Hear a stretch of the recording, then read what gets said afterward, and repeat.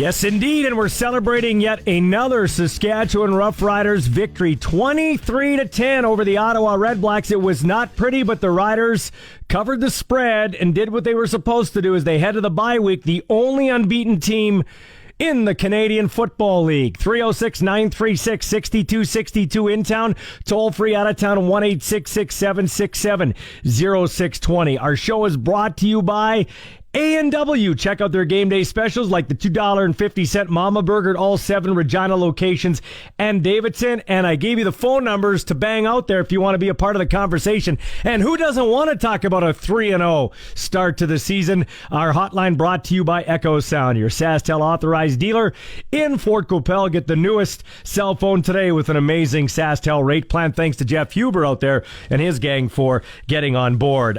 In the cage with me here, my buddy Wes Cates, Rough Rider, great Plaza of Honor inductee in 2017 and quickly taking over the airwaves here as one of the great analysts in this country. And the Professor Don Hewitt, longtime sportscaster, will be here for the next 2 hours to break down the game for you, give away a couple of prizes, take your calls. Guys, the first thing I want to say, Matt Nichols is a kitchen fire inside of a dumpster fire. That guy, I'm sorry, but Paul Police, Don Hewitt, I know he had familiarity with Mr. Nichols in Winnipeg, but after watching the Toronto Argonaut game earlier in Arbuckle, and then watching what I've seen from Matt Nichols in 2 weeks, granted, not a lot of weapons, granted, some problems on the offensive line, dude can't throw the ball to the wide side, can't throw it downfield. He is a kitchen fire inside of a dumpster fire. Terrible. Well, of course, he was up against a darn good Saskatchewan defense, but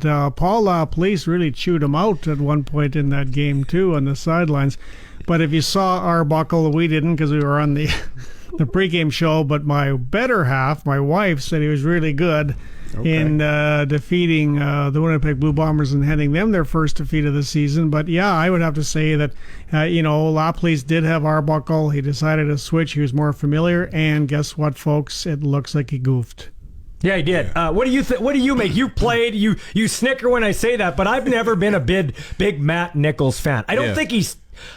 I didn't think he was terrible till I watched him tonight, and I watched him in week 1. This guy, the game's passed this guy by. Yeah, I think you got him pegged, Ballsy. I would say he's obviously a smart quarterback, but I don't know if he's got all the tools, or maybe the accuracy isn't there. Whatever. He looked a little skittish. I mean, he was under some pressure, but he just wasn't getting it done. And a couple weeks of like really subpar offenses.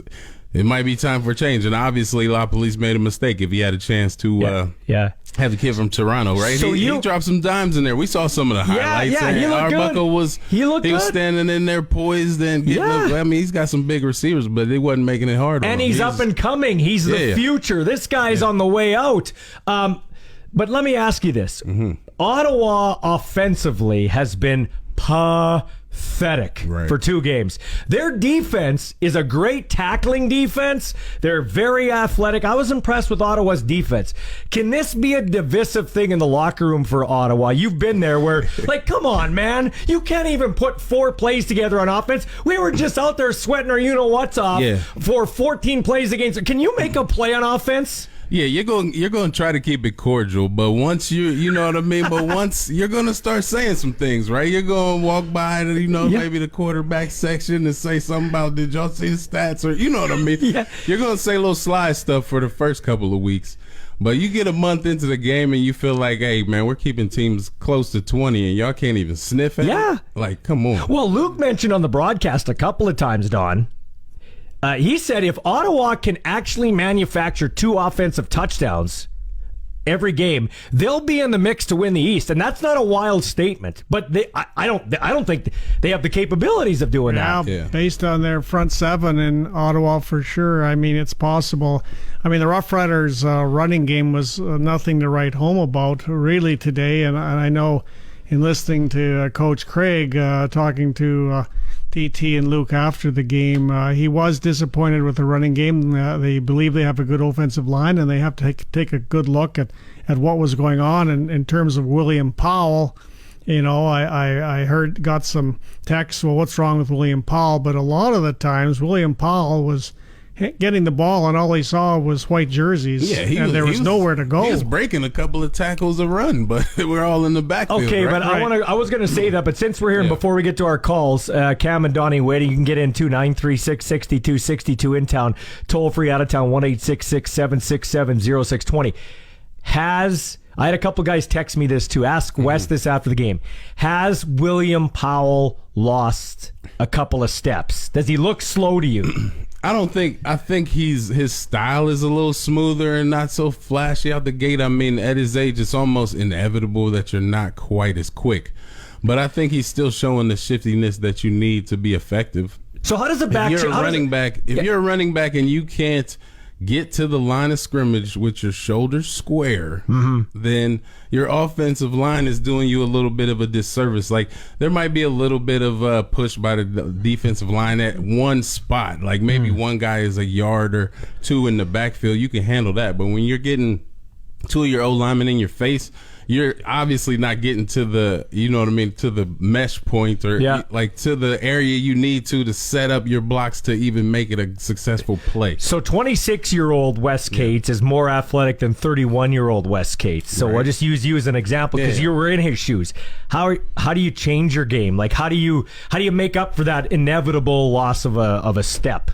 Well, you cut out the bull crap, right? You kind of like honestly, I started to take a couple of the steps out of my, you know what I mean, my play to the hole, right? You know what I mean? It's like kind of on counters or stuff like that. You kind of just settle instead of doing a bunch of stepping away and all that type of stuff, just so you're not slowing yourself down or making it harder for you to get there because you're just not as quick off the ball. It's just what happens. But you're smart enough and you know what to do. If guys are blocking for you, you're going to get yards. And actually, you're probably going to get more yards as an older back because you're not going to overrun the play or nothing like that. You're going to see it the way it's supposed to develop because you know. And let your block set up. You're not the athlete that's going to say, screw the blocking and let me go ahead and just make something happen. You're like, no, like, get the block. I'm waiting for you to get the block so I can hit it. You know what I mean? Yeah, for sure. Well, one thing he did catch a ball late in the game in the flat, William Powell, and I thought he showed some good agility and showed a little spark of speed there in the flat. Got a first down. Okay, let's get out on the Echo Sound hotline here. It's the A&W Sports Cage Radio Roundtable. Cam in Vancouver Island, formerly of Swift Current. Go ahead, Cam.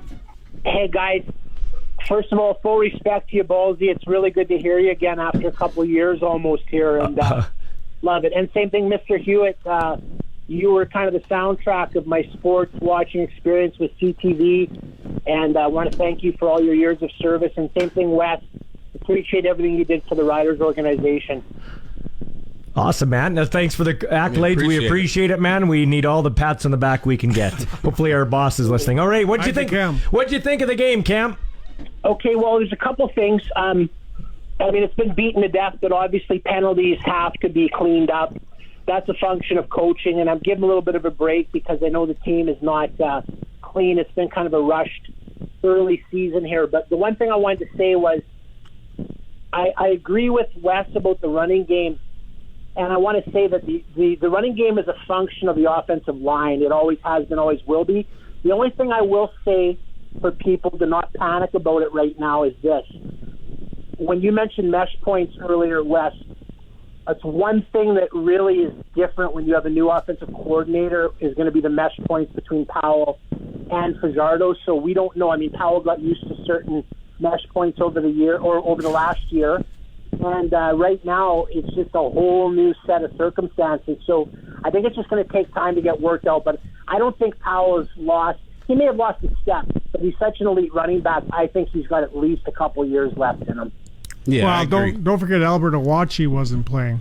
Yeah, that's a big factor. I mean, Albert Awachi's a heck of a blocker. Well, yeah, definitely. It just depends. Like if your fullback's out, then maybe you run a little less. But if your offense needs that help, it kind of depends on the scheme and what you're doing. But at the end of the day, if your running back's getting hit 2 yards in the backfield, then your offensive line's not getting it done, and you can't expect a guy to be successful in that situation because he can't even get going to really do anything. Yeah, Cam, thanks for the call, man. We got lots of callers, but it's nice to hear you again after 2 years. I really appreciate you calling in. Take care, and thanks for listening to the A&W Sports Cage Radio Roundtable. Donnie and Regina, go ahead. You're on the Echo Sound Hotline. Hey, Michael, how you doing, buddy boy? Good, Donnie. What's up, buddy boy? You know something? The Riders, this is 2 years ago. The Riders totally ruled last 2 years ago, but this year, Yeah. they're 3-0. Yeah. Well, they're on their way. Yeah, they're on their way for sure. Oh, wait. Who's going to bring them back to earth? They got a bye week this week. Yeah. Next weekend, they got my boys coming in here. Yeah. How did your boys do today? Bombers. How did your boys do today, Donnie? My Blue Bombers. Yeah. How did they do today? How did your Blue Bombers do today? They totally, you know what? Yeah, that's right. They totally, you know what? That's right. They didn't look good. Well, the Riders. I'm not afraid to say that. Donnie, say it with me. Say it with me now, Donnie. The Riders are better than the Blue Bombers. Say it with me. The Riders are better than the Blue Bombers. Bombers are better than the Riders. Okay, Donnie, see you later. If you want to talk. Call Bob Irving there in Winnipeg, and you brag to him, because we know that you're not right now. Okay, Donnie, love you, but beat it. Let's go to Corey in Regina. Go ahead, Corey. You're on the A&W Sports Cage Radio Roundtable. Well, that's it's awesome to follow up after Donnie there, because one of the first questions I was going to bring up was what we were going to do with Winnipeg in 2 weeks, and I can't wait to see what happens when they play next week. But one of the questions I wanted to ask you guys was, what do you think of Mullender's comment there earlier about the boys investing? I kind of get what he was getting at, but I really wanted to put you guys in the hot seat and maybe explain for him what he meant by that. Okay, so help me out, because I missed the comment because we were doing some show planning here and weren't really paying attention. What did he say exactly?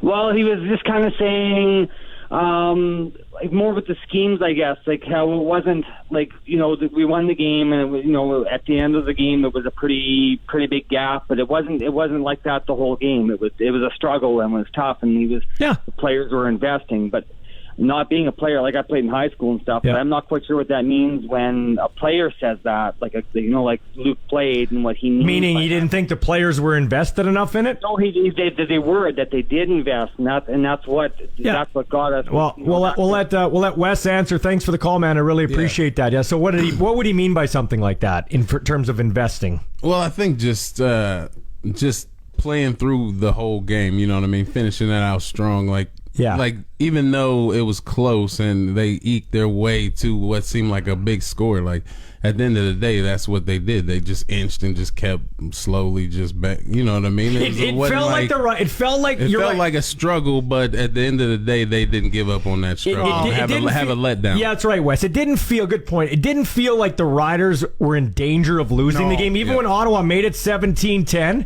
it's kind of like that's it. Ottawa can't do any more than that. Yeah. And the Riders, the one thing about the Riders, they had 20 penalties last week, like Cam mentioned. They have some penalty problems, but they cut it down to 9 today, so they cut it in half, which still isn't. Sometimes it's not how many you take, it's when you take them. For instance, Micah Johnson took a rough play penalty before he got hurt in that game that kept that Ottawa touchdown drive alive. Like, you know what I mean? Riders let Ottawa hang around, Donnie. It wasn't that Ottawa, their defense was great, but they really did nothing on offense. Well, my son Evan said watching the game today, I never really felt Saskatchewan was in trouble. They play a very systemic game. The system is coming from the coaches, and the players are playing the system that the coaches are giving them. For example, we said in the pregame show, Cody Fajardo has to be patient. He's playing against primarily a zone. He has to find the holes in the zone and throw the ball and stay patient. That is exactly what he did. He stayed patient. He did what Coach Moss saw that he could do. And I think the defense is systemic too. And we talked about how much we like Jason Shiver. So this team plays, it just looks like a machine at times. Right. The way they're playing, and it's a credit to the coaches and it's a credit to the players. And as Luke Mullender said, they are invested in what the coaches are telling them. Yeah, for sure. We're going to take a break. He's the legendary Wes Cates. He's the Professor Don Hewitt. I'm Ballsy. 936-6262 in town. Toll free out of town. 1-866-767-0620. We're here for a long time and a good time. Paul, Rick, Al, and you are talking Riders 23, Red Blacks 10. Your Saskatchewan Roughriders are 3-0 on the Rough Riders Radio Network. Ballsy here along with Don Hewitt, the professor and legendary Rider running back in the Plaza of Honor in 2017. West Cates, 936-6262 in town. Toll free out of town, 1-866-767-0620. The numbers to call. This is the A&W Sports Cage Radio Roundtable. All our guests come to you via the Echo Sound Hotline 2310. Your Rough Riders beat the Red Blacks. They are now 3-0. They are the only undefeated team in the CFL. Got this Facebook message from Ken. Ballsy, when you told Donnie the Bomber fan to beat it, I nearly lost it. Love it. Love your guys' show, pal. Absolutely, Ken. We love Donnie, but you don't come in here talking this Bombers diatribe. Especially not after an L like that. Yeah, it's exactly. They absolutely soiled the sheets there. I also want to give a couple of shout-outs. Cal and Cam, two farmers who came in from Cornack. I saw them up there on the sweet side. It was too wet. It rained for them, so they couldn't get on the field, so they're in at a Rider game, and they're driving back. Also, I saw half of the Rams coaching staff. They had their first day of practice today. And Jeff Stusik, who's been on the Riders board before, and a few others, Sheldon Gray were at the game, so hi to them. Charlie McChrystal, Frank's son, he was in the Molson box celebrating his stag. He's getting married. Wow. I told Frank his daughter Haley has a baby. Yep. Weston is his name, so I don't know if it's named after the bakery at Dressler. He's done it after West Cates. Or West Cates. Anyway. He's named him after West. Anyway. But Bernie Schmidt, both those guys went into the Regina Sports Hall of Fame. Right. Bernie is beating Frank in this one area. Bernie has 7 grandkids. Frank only has 1. So I said, Charlie's got to get married and start being a Western producer, if you know what I mean. Bernie's taking Frank to the woodshed. Yeah, By the that's way, right. Yeah. I did hear that the Rams Yeah. are supposed to be looking pretty good this year. Yeah, they're going to have a good team. They're having a good team. And I also want to say out of my bed, buddy Ken Garrow, he brought in a couple uncles, I think his son. They are on their way back to Saskatoon. Oh, and I had, after you guys took off and I was left by myself with all the adoring fans in the lineup for autographs, they're like, well, if I can't get Donnie and Wes's autographs, I'm going to get your autograph, Ballsy.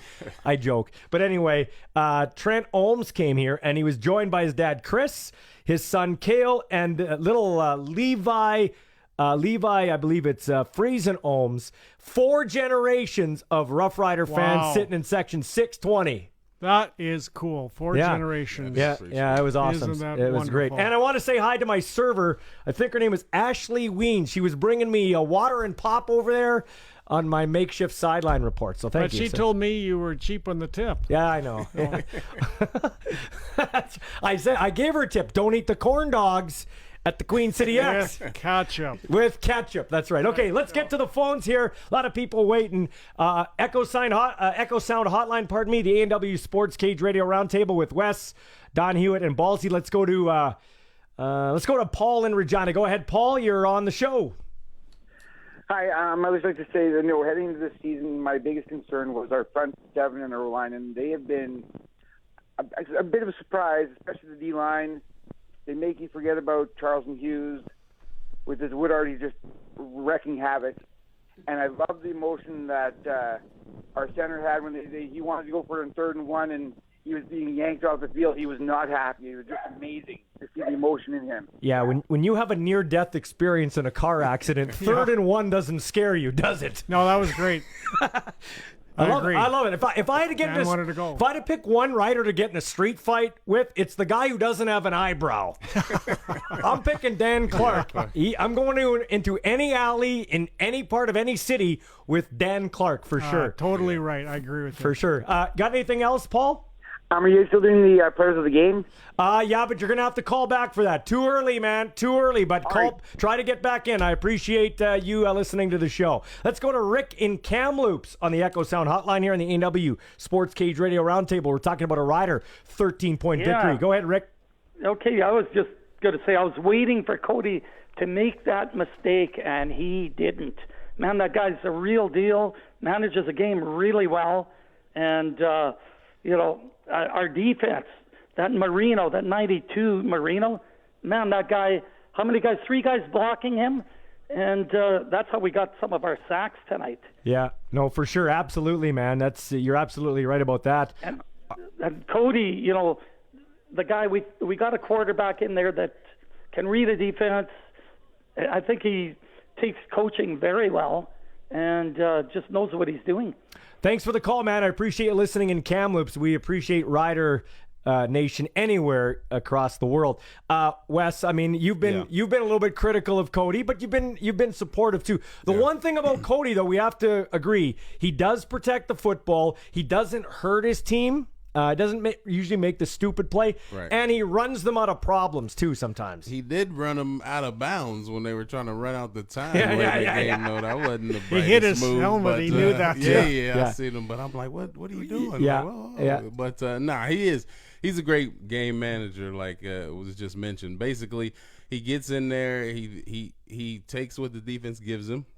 If he doesn't see anything, he runs the ball. You know what I mean? He hands it off. He gets guys in position, and he runs the plays, and they've got the defense to let him kind of sit back and do that. So it's if it ain't broke, don't fix it. You know what I mean? Yeah. He doesn't. It's obvious if the defense stays healthy and keeps playing the way they're playing that this is the type of offense that they're going to want to run. Don, are we being a little bit overly critical of Cody Fajardo? And that's no disrespect to Wes, because I've been kind of questioning him too. Because when I look at the quarterbacking in this league, it's not like when Wes played where there was Anthony Calvillo and Darian Durant and you had Dave Dickinson and guys could, you know what I mean? Even way back before Wes Cates, Dieter Brock, Warren Moon, Roy DeWalt, Doug Flutie. Like, there doesn't seem to be a lot of, like, the older guys are stars, like they have star credentials, but Mike Riley is just okay now. Bo Levi Mitchell is hurt.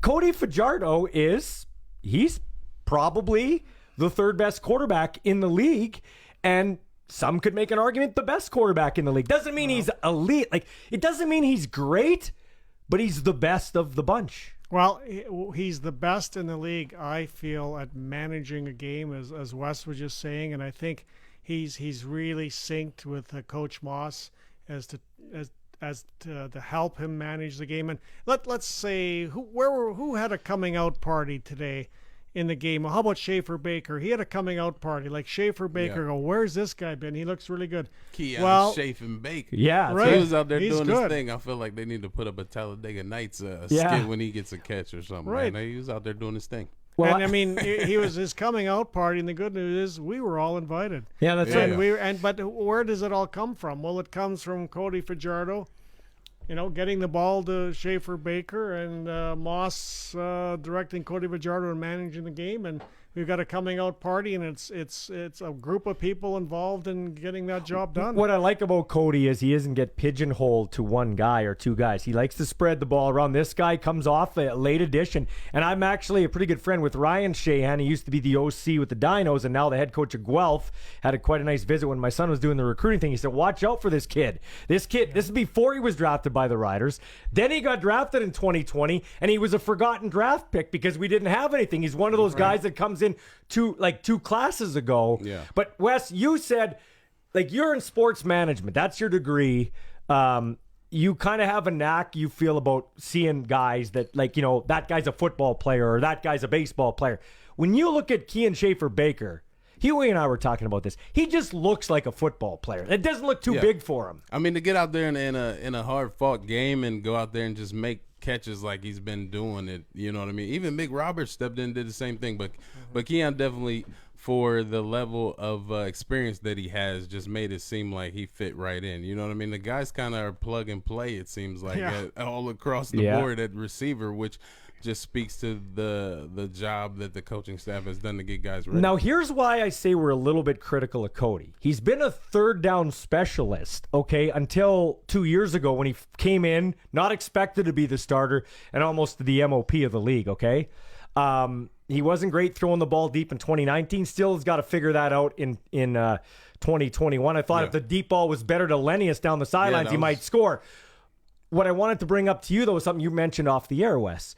On that slant route, which was a great stud catch by Schaefer Baker, which was short of the first down, it wasn't a good play by Cody Fajardo. Well, I kind of felt like Cody, he didn't really have any pressure in his face, and he kind of predetermined that he was going to hit that slant, and the coverage was kind of there to stop that play. So I'm thinking, why not look to your four receiver side? Maybe it was a situation where the coach said, just take the slant if it's there type of thing. But at a point where you're really trying to put points on the board and really put it away, I think you pretty much gave up that series to a field goal by throwing that ball when he did. He threw it too soon. He could have went to the field. Yeah. Okay, let's go to the phone lines. It's the A&W Sports Cage Radio Roundtable. All our guests come to you on the Echo Sound Hotline. We're talking about a 23-10 Rough Riders victory over the Ottawa Redblacks. And let's go to Herb in Regina. Go ahead, Herb, on line 4. Hey, about 4 points or so, and then I got a little question too. Still too many penalties. Need to be more disciplined. But it was an improvement over last week for sure. They seem to be playing with patience, which is nice to see. But the biggest point I wanted to make was I really believe that we are seeing dividends paying off with the acquisition of Jason Maas. They're doing things at the start of the game that may not be working, but he goes down the playlist, and lo and behold, if things aren't working out for the better. So I think that's one of the biggest things in this that I see in today's game for sure. But no turnovers, so that was the best stat. But I got a question: who is Wreckham Ralph? Okay, good. We'll bring that up. Thank you for the call. Thanks for the call there, Herb. And I'll get to that. So in terms of, Don, what you see from Jason Maas, what do you think offensively, what you're seeing right now? No, I agree with the last caller. Jason Maas has seen it all. He's done it all. I think we were talking about his Wonderlic score that he took as a player, and he was just he's borderline genius on the Wonderlic score. I know I'm not. I would never want to take the Wonderlic score, but he's a brilliant guy. And, I mean, we all saw what he did right away with Ottawa with 4 1,000-yard receivers. And you get the feeling with Jason Maas that this offense is just going to get better.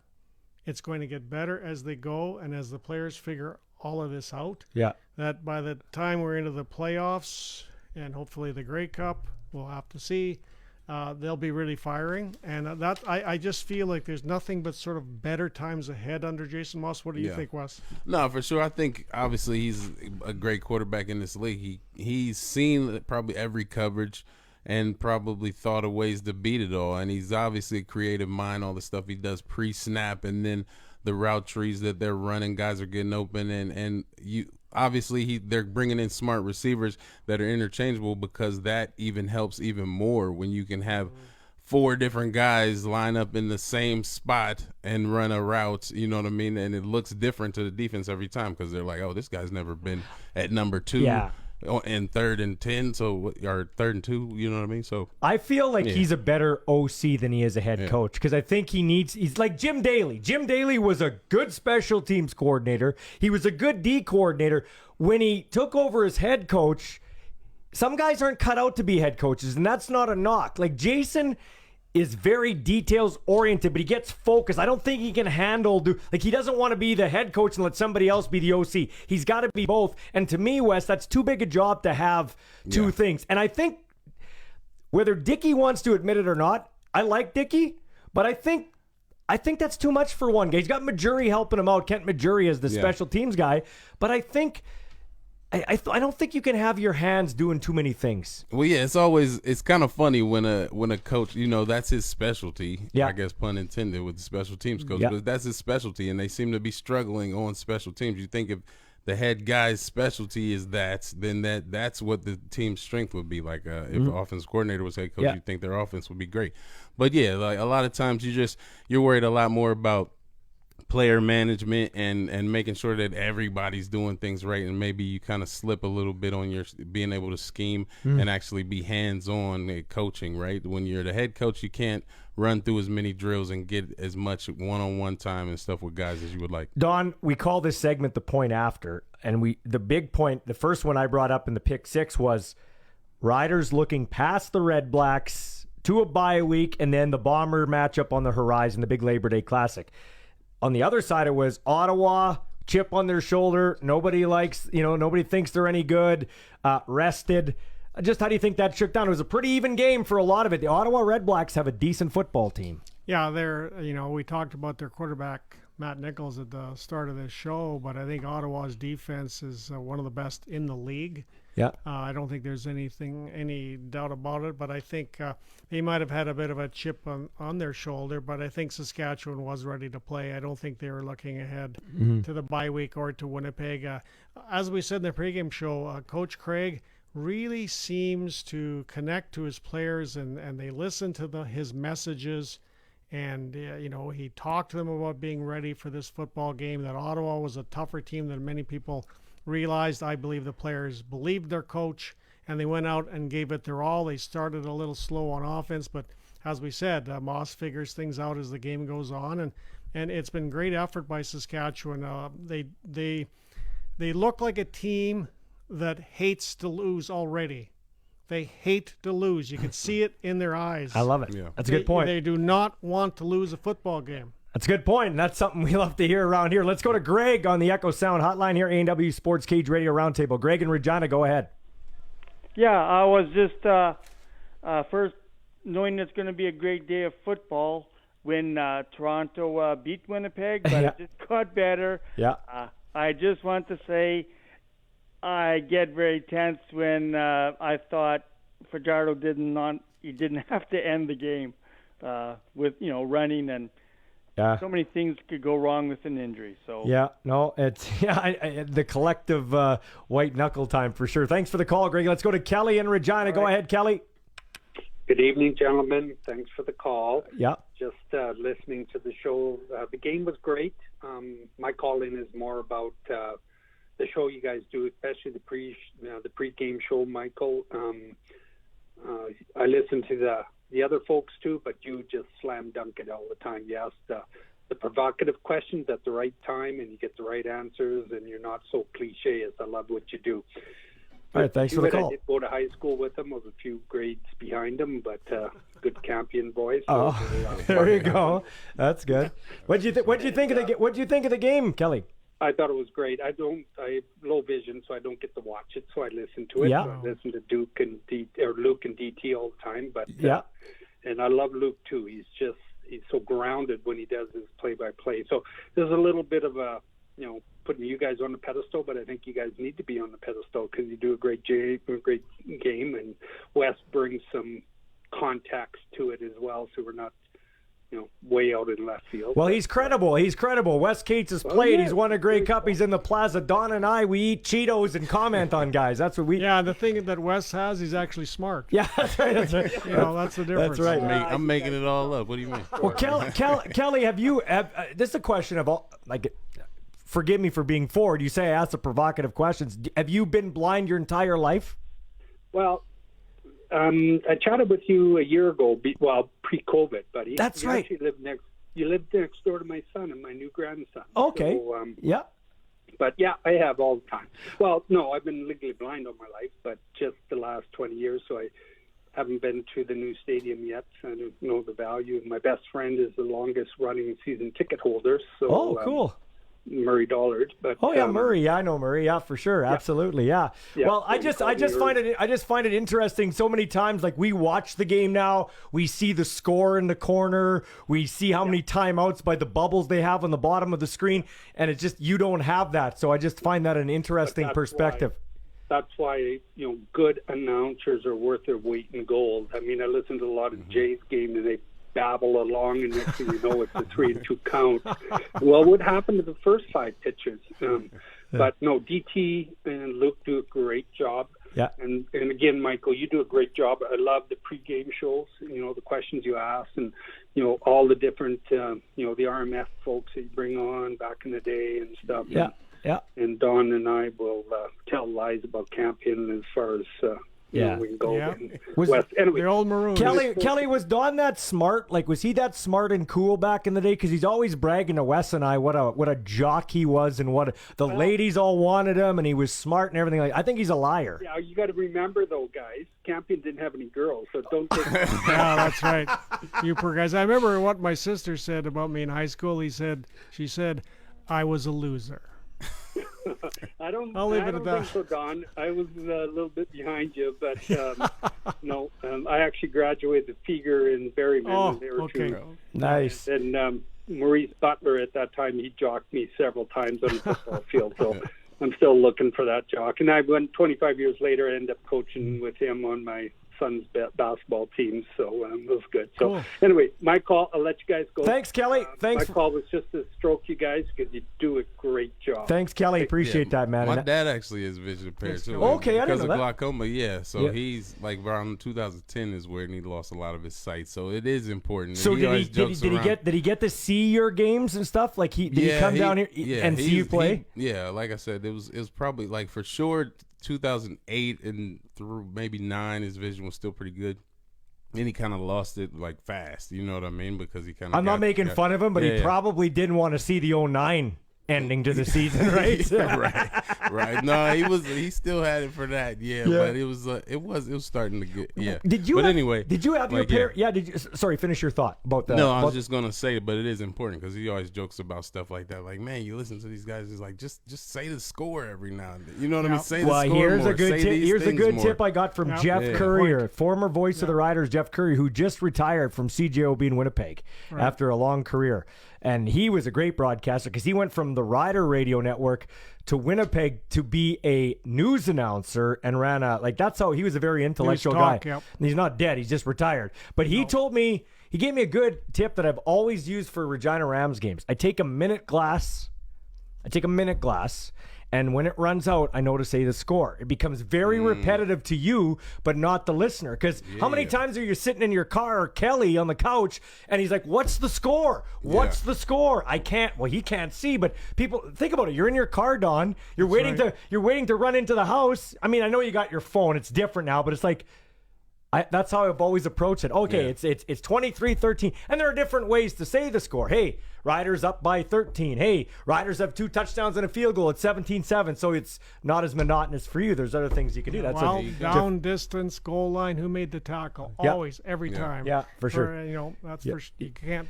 I do have to say though that pregame I called it. I said they'd win by 2 scores. I was like maybe 10, 14, possibly close to 20. You did. And I was hanging out with my nephew Bryce at the game, and I predicted 24-10. Okay. So do you bet? You've done that. You did that the first game. Wes is kicking our when butts. we're done this show, we're gonna get in your truck. We're going to drive up the street because right at the end of the street is the casino. And you, me, and Donnie, we're going to put something on red or black, buddy. Right. Yeah, except Wes is rolling the dice. That's right. We're just cheering him on with our big foam fingers. Let's get to Clayton and Wishart. He's been waiting a while. Go ahead, Clayton. You're on the A&W Sports Cage Radio Roundtable. Hey, guys. Hey, just Clayton. heading back home. 2 questions today. The punt that went in the end zone and bounced out, it looked like a perfect kick. It shouldn't have been spotted on the 1. No, it hit the pylon. Pylon's part of the goal line. That's an end zone punt. Right off the pylon. And okay. Yeah. Well, that settles that. And our backup running backs, other than Powell, who are they? We got Keenan LaFrance. Who else do we have today? Keenan LaFrance, Murphy, who got hurt. And that's about it on the roster today as I see it.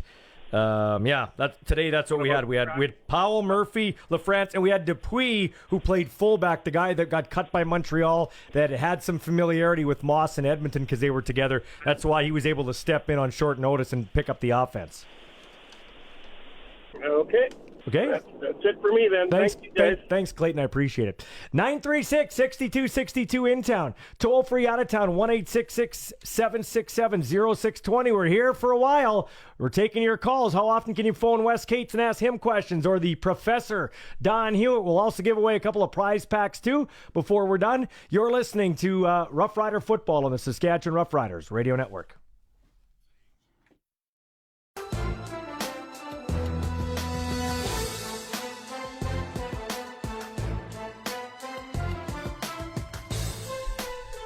I'm here with longtime sportscaster here in Regina and reputable follower of sports, Don Hewitt. I'm calling him the Professor from now going on forward. And Wes Cates, Great running back, underrated blocker. I know he doesn't like me to say that, but that is a part of the game that gets overlooked. He was probably the best at it since I've been watching Rough Rider football in terms of a running back, and definitely a guy that could move the chains in any situation. And for that, he's been awarded a Plaza of Honor, and I don't think it's so bad to say he's the second best running back in Rough Riders history. And when George Reed's the number one running back.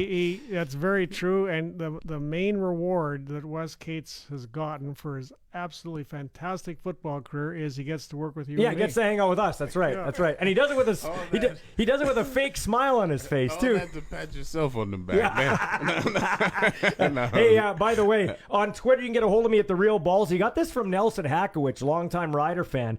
Right. Well, long time. He's young, but him and his dad Lance and his mom, they just love going to the games. Hey guys, Kean Schaefer-Baker was the pick the Riders got in the Zach Collaros trade from Toronto. So there you go. There's reap a little rewards from that trade. Excellent. Yeah, and then also got this one from Kyle K. He says, "You can hate on me all you want, guys. Chris Jones leaving the Rough Riders organization was the best thing to happen for the Rough Riders." I agree with Kyle 100%. Yeah, I mean, but Chris 100%. Jones kind of, I feel like this culture that's here now is kind of started by Chris Jones. I don't know. Yeah, I mean, well, Jeremy O'Day comes from the Chris Jones tree. He does. Like, you got to give credit where credit is due. It's kind of like, I get it. You don't like the cut of their jib or how they are or whatever. You know what I mean? But at the end of the day, people put in work and there's fruits of the labor, and he, you know what I mean, brought in most of this team. Well, most of this staff was under Chris Jones. Yeah. Dickey was his sidekick. Dickey was the guy beside him, down and distance, clock, all that stuff. So, I think he gets a bad rap. I like Chris Jones. I think if Scott McCauley told us, if Logan Furland, if Jones didn't buy what McCauley was selling with regards to Logan Furland, he wouldn't be a receiver for the Rough Riders with his 5-yard catch today. Like, I gotta get my shot in here. Yeah. Right. Now, we talked about sort of the management under Jeremy O'Day with the scouting. We talked about how the Saskatchewan Rough Rider head coach, Coach Craig, is a good manager. I think that Chris Jones, really had a good and a great mind for football. But there were so many facets around the organization where I did not believe he was a good manager. Mm-hmm. Okay. I did not believe he was a good manager. And Jeremy O'Day and Coach Craig are succeeding today because of Jeremy O'Day and Coach Craig, not Chris Jones. Okay. Yeah, he set them up. They took it and ran with it. I think, I get where you're coming from, Don. Definitely, he did.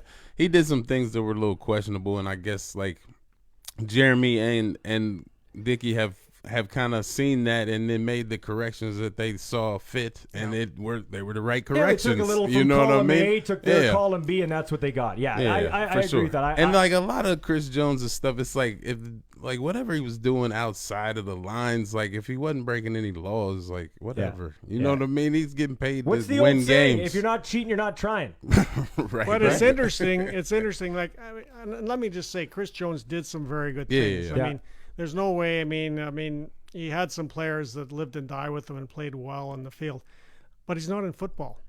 He's currently not in football. Well, no, he's in Pittsburgh, Tennessee. He's not in football. He's coaching his high school football team. That's not professional football. You don't believe him that that's his dream job? I'm just saying, maybe he'll be back. Maybe he'll be back. But I mean, something has been going on. Well, he was in the NFL. He's no longer in football. Probably started feeling himself a little too much. Like that was kind of the vibe you got from him, that he didn't really care, and it was like same thing happened to my friend Coach Chamberlain. He started feeling himself a little too much too. I got a whole another thing about that. I'm with you, Don. Like I'm not a Chamberlain fan at all. Yeah. Well, no, but I agree with that too. His team. That's another story, but I agree with that too. But here's the difference. The two main characters running the Saskatchewan Rough Riders, Jeremy O'Day and Craig Dickinson, seem to be part of us here in Saskatchewan. They are Saskatchewan types of people. Humble, hardworking, grounded, and want to be here. Really want to be here. And I never, ever had that feeling with Chris Jones. Does that matter to you? Does that matter to you? It should. I do believe it because I think it transcends into the team. eventually. Well, I think don't, it does. I can tell you one thing. I don't like my coach living in a hotel.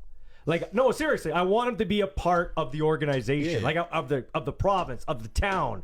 And that's what I'll say about Chamberlain. Say what you want about Corey Chamberlain. He got a little big for his britches. I've never been in a locker room.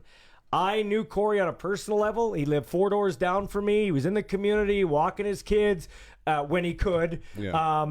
And he was a good guy. I don't know behind the scenes.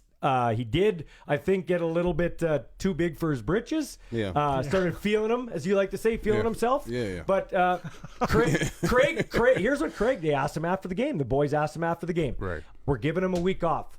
What Craig said is this: they're human beings. I'm letting them go home. He goes, I learned this from Don Matthews a long time ago. You can keep them here for a couple extra days, but it could backfire on you. Yeah. Right? There's nothing worse than a coach that wants you to just sit around and work all the time. You know what I mean? It's like, come on, dude. Like we're grown. Like, give us our space. You know what I mean? So we can refresh. You know what I mean? And just not be just entrenched in it all the time. Like, you get a little tired of it. You gotta like recharge the battery. Yeah, I think that's very true, Russ. I think one of the big keys to where Saskatchewan is right now is that the team CEO Craig Reynolds waited for Jeremy O'Day to be ready to be the general manager. Yeah. He was groomed, and he was groomed by Chris Jones, and Jeremy O'Day learned a lot from Chris Jones, but Craig Reynolds made that call when Jeremy was ready.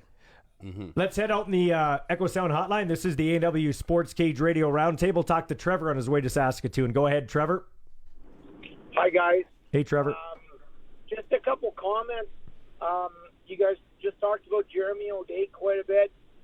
I don't think it can be understated the 2 to 3 to 4 years of drafting he's done at the receiver position, because holy cow, you got kids, Schaefer Baker and this Jano kid, nobody even thought they'd be on the roster, let alone catching passes. So we got an injury, another one to Lambert. I don't know how serious it'll be. And you haven't even thrown a ball to Jake Hardy. You still have Jake Hardy as a Canadian receiver that you can get the ball to. So that is not how deep they are, not only at receiver but with national receivers. Yeah, they had five. Trevor, it's a good point. They had 5 Canadians on the roster for receivers. I haven't seen that since I've been watching CFL football that I can remember. At least since I've been broadcasting CFL football. And don't forget Ricardo Lewis. Ricardo Lewis is on the practice roster. If they need another American receiver, if there's an injury, this guy is a player as well. Yeah. Okay. What else you got, Trevor? Sorry for cutting you off there. If I know, you guys are. We're in Saskatoon. You guys are in Regina, especially West. The other unheralded group that nobody thought had a chance at the beginning of the season is the offensive line. Mm-hmm. And you've got Lauderdale. I haven't heard a speck about him. And Jefferson, both guys playing tackle, and Logan Ferland. And you don't hear these guys' names during the game. And typically, that's a very good thing. If you're an offensive lineman, you do not want your name called. Like, they probably were rated to succeed 1 out of 10, and it appears as though they're playing it at 8 to 9 out of 10 right now. Yeah, I'd give them. Now, get better. Trevor,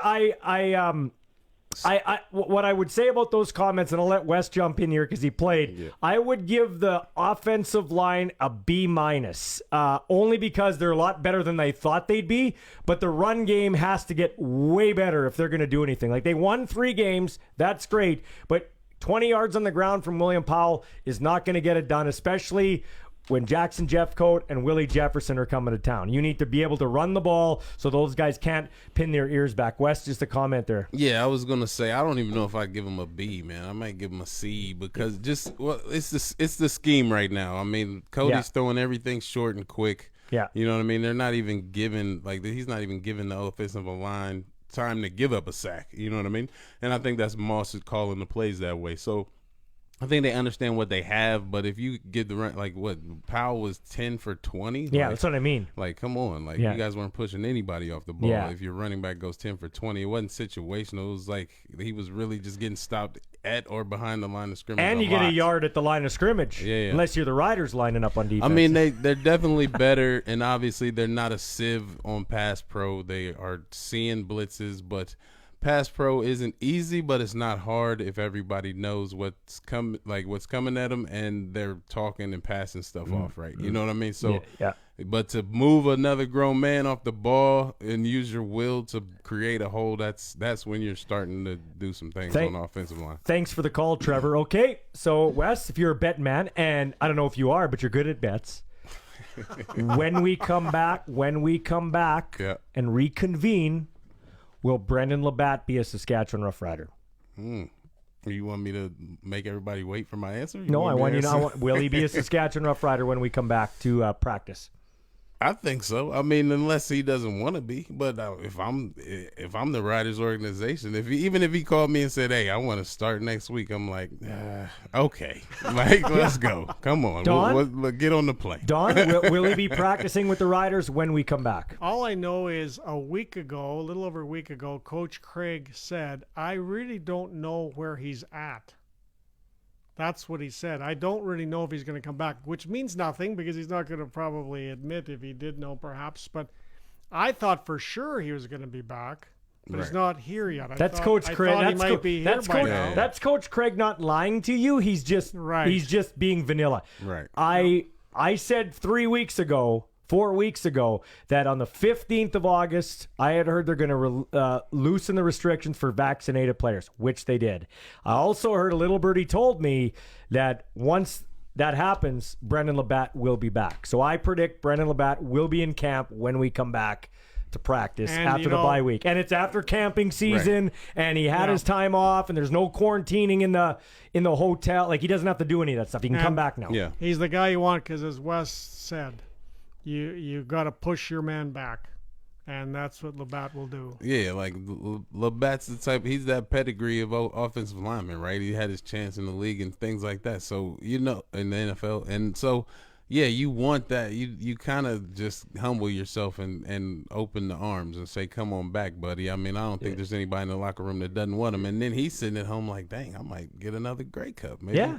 You know what I mean? As long as his body's feeling good, everybody should be on board. Why wouldn't it be? He's apparently lifting and he's in great shape. So I mean, he's not in football shape, but whatever. It's kind of a no-brainer if everybody's in agreement that they want. Make him buy some pizza or coffee or donuts and say, "Yeah, that's your fine. Come back." Right? Right? Yeah, exactly. Let's go to Glenn on the Echo Sound hotline here on the AW Sports Cage Radio Roundtable. Go ahead, Glenn. Thanks for being patient.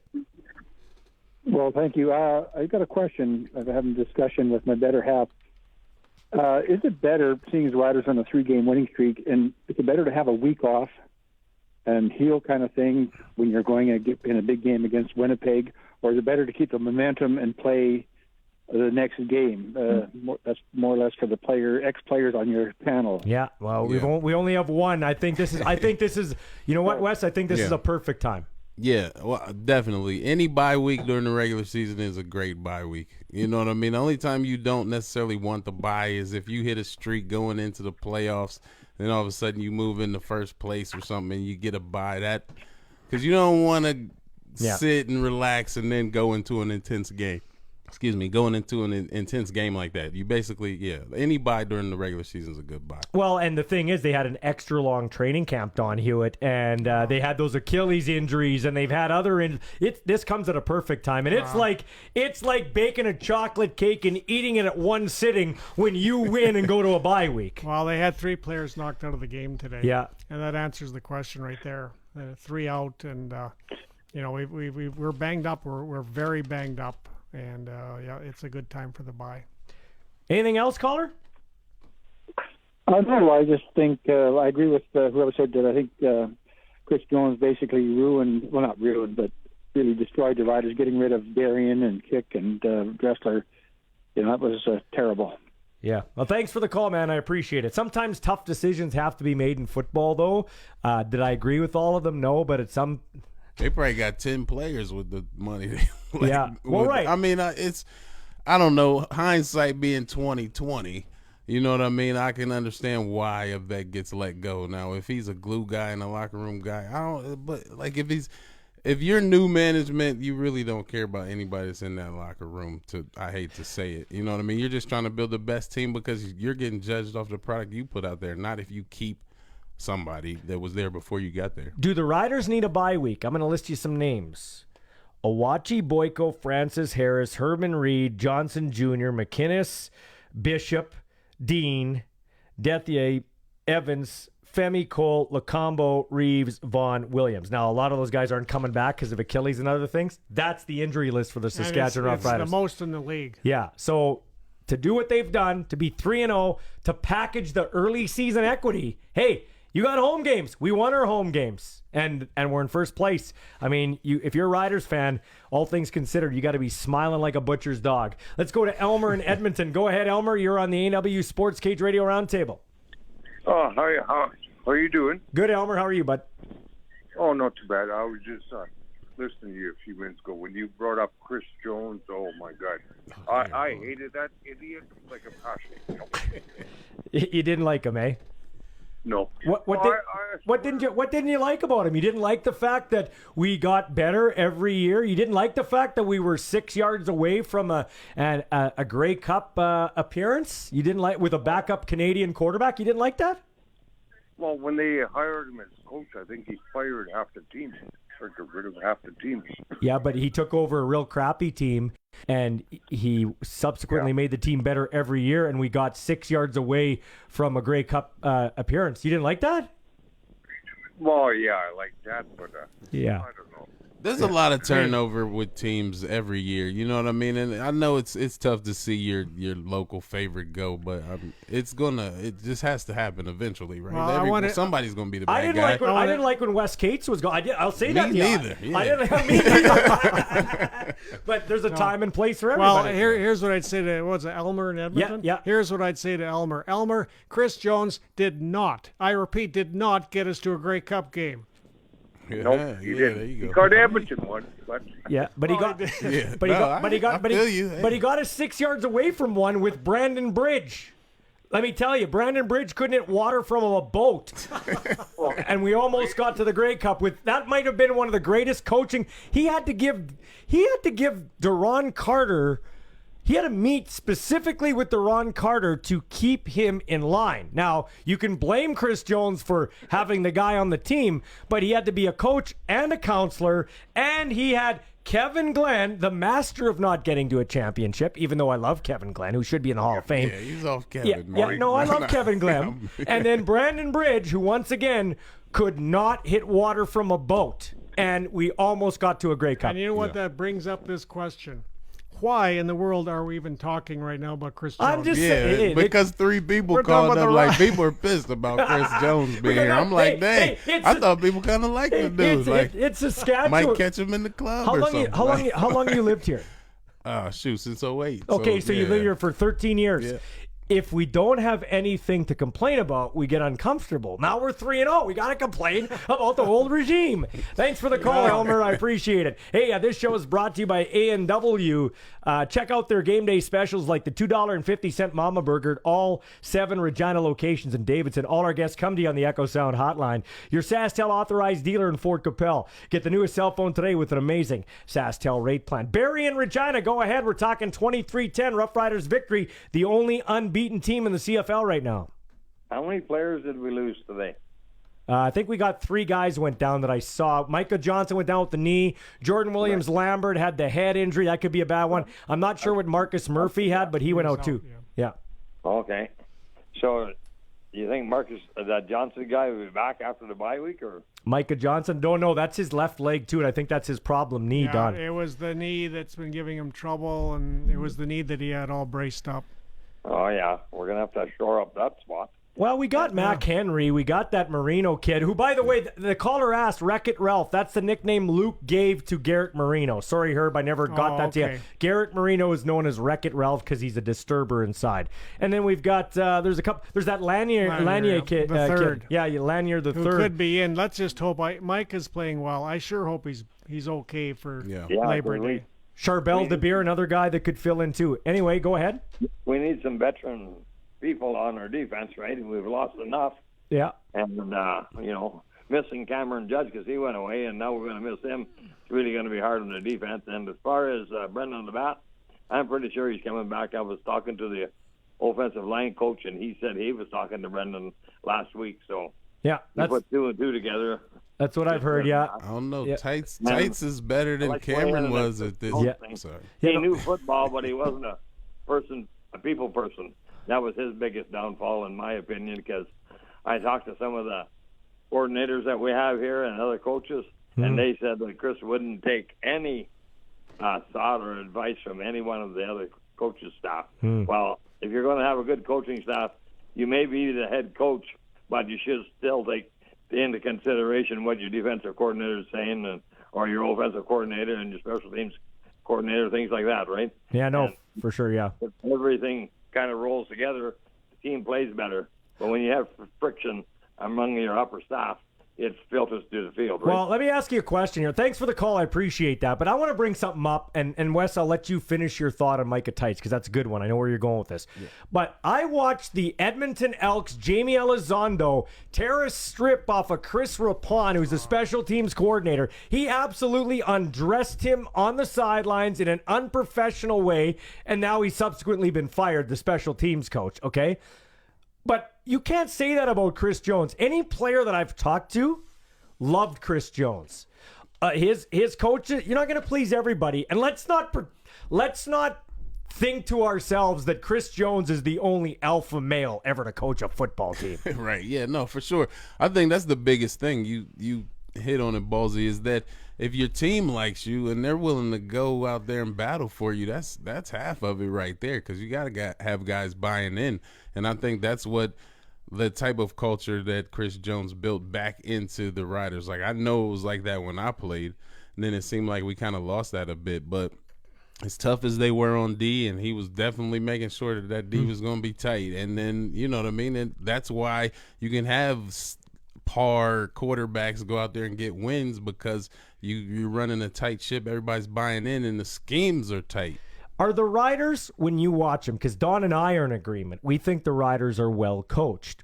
As a former player, when you watch the game through analyst eyes now, are the Riders a well-coached team? And if they are, how can you tell they're well-coached? For sure, I think they're well-coached because of the defense that we were just talking about up front and on the back end. You know, that weird game aside against BC, they're not really giving up anything that the offense doesn't work for. And then on the flip side of the ball, you got guys moving all over the place. You got young guys coming in, playing different positions on the field and going out and making plays at the receiver spot. You got a quarterback that has like no turnovers in the, 85-90% completion rate right now. So with those types of numbers, you know guys are well coached. Don, what I like about Jason Moss, this is very interesting. He uses different formations. He's like a cook. He's like, okay, I don't have tenderloin, but I've got this, so I got to make this meal out of what I got. And it's unproven ingredients, but I'm going to make the best meal I can. One play really struck me. He lines up Braden Lenius, who is kind of a tight end body. We don't have tight ends in this league. He lines him up as a tight end. Ottawa forgets about him. He goes up the sidelines for a 30-yard gain. Now, I don't know how. I think that is schematics, like Wes was talking about. He's scheming up some things using what he's got, and I like that from Moss. You know, it's interesting, and we talked about this in the pregame show, how Jason Shivers said, we have a better defense practicing against the Moss offense because he's doing so many things that we have to keep account of. On the defensive side of the ball in practice. And so when they're playing a game, it's almost like we're used to playing this great scheme. It may not be as difficult now playing against another team's scheme because of it. So, I mean, there's no doubt about it that the Rough Riders have two good coordinators. I mean, there's no doubt about it. And the coordinators, they sing the praises of the coaches below them. And so they seem to have unity throughout this entire organization, from the general manager down to the scouting, to the coaches, to the players. There's a togetherness about this organization right now. Just before we get to the phone, does Coach Dickey have some of the same qualities that Ken Miller has, because Ken Miller was beloved by his guys. Like they would die for that guy, and that's what I feel like these guys will for Craig Dickinson. They'll run through 4 walls to do whatever he wants, and that's how I felt Ken Miller was for you guys. Yeah, I think it's just being sensible and treating guys like men. You know what I mean? That's a big part of it. I think where Coach Miller lost some guys is that he was so old that some of those younger guys just couldn't relate. You know what I mean? But he still found a way to kind of get the older guys to pull them along. I think Dickie's just cool enough, funny enough, chill enough that everybody is kind of like, I kind of like this guy. I'm gonna go out there and work for him. One of my favorite stories McCullough told on this show was you guys are in Hamilton, and there's a play that needs to be challenged, and everybody's yelling, challenge, challenge. So Miller throws the flag, and then he goes, men, what am I challenging? Yeah, that did happen. That's the only thing about Ken Miller. When I watched him broadcast, when I watched him do the games on the broadcast, he had the look sometimes like, did I leave the sprinkler on at home? right? And so I get what you're talking about, but people said very smart football coach and a guy that was, he treated you like men. Yeah, that's my boy, man. Coach Miller, I actually, when I came in, he was the running backs coach. Right. You know what I mean? He called a lot of plays and, helped Kent with the offense and scheme, everything like that.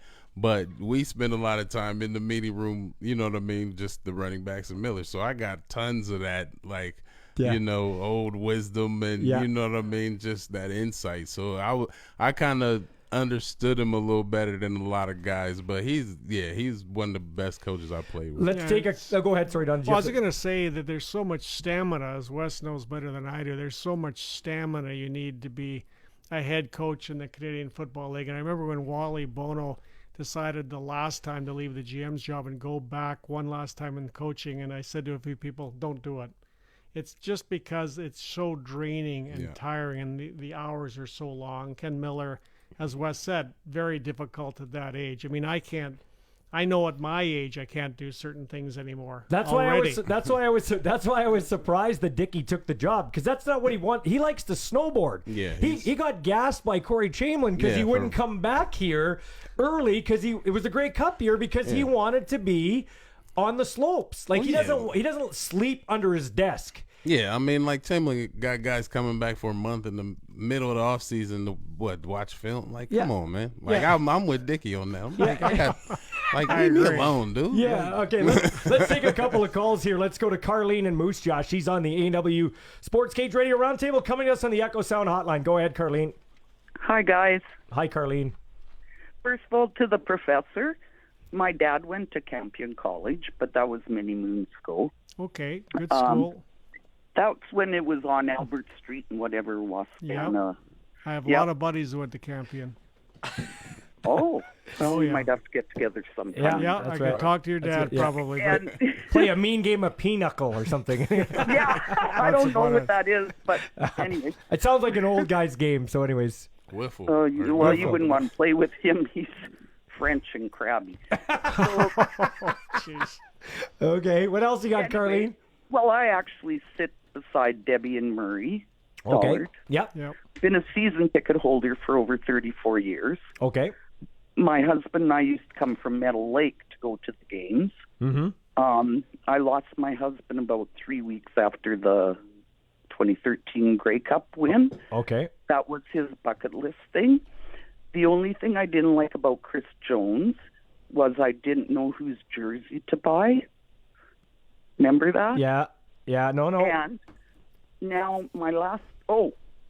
okay. When Powell had the ball there, and it went on for quite a while, and then Ottawa it was a fumble, and Ottawa got the ball back. Right. And then it was reviewed. And I agree with Glenn Suter. The refs should have blown the whistle a long time before instead of letting that go on. Mm-hmm.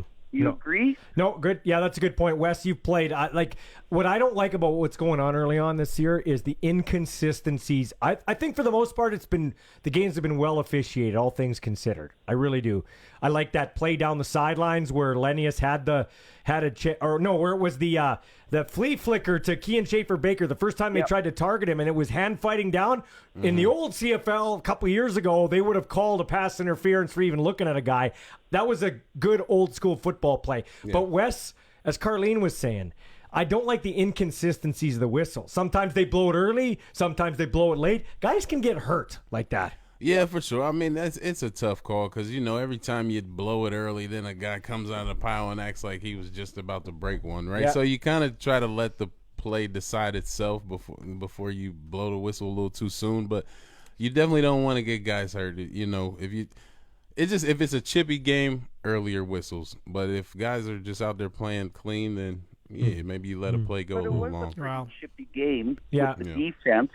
Yeah, it was. It was a physical, chippy game. It was, but I thought it was. I like defense. It was a great. It was a great game. I was going to say to Carlene, what happened? There was a play in the NFL several years ago where the referees made a mistake and blew a play dead when it should have been a touchdown for the defense. And now, when the refs know that it's going to be reviewed, and it was going to be reviewed in this case because of the time on the clock, they quite often you're going to see in the NFL now, and they're probably copying it. They're letting it go to video review so they don't make a mistake like that. That's sort of what's happened, what we've seen happen, especially That's in the good. NFL. That's good. That's good. That's good and bad, because sometimes it makes you a little indecisive as a ref, but I've always been in favor of that.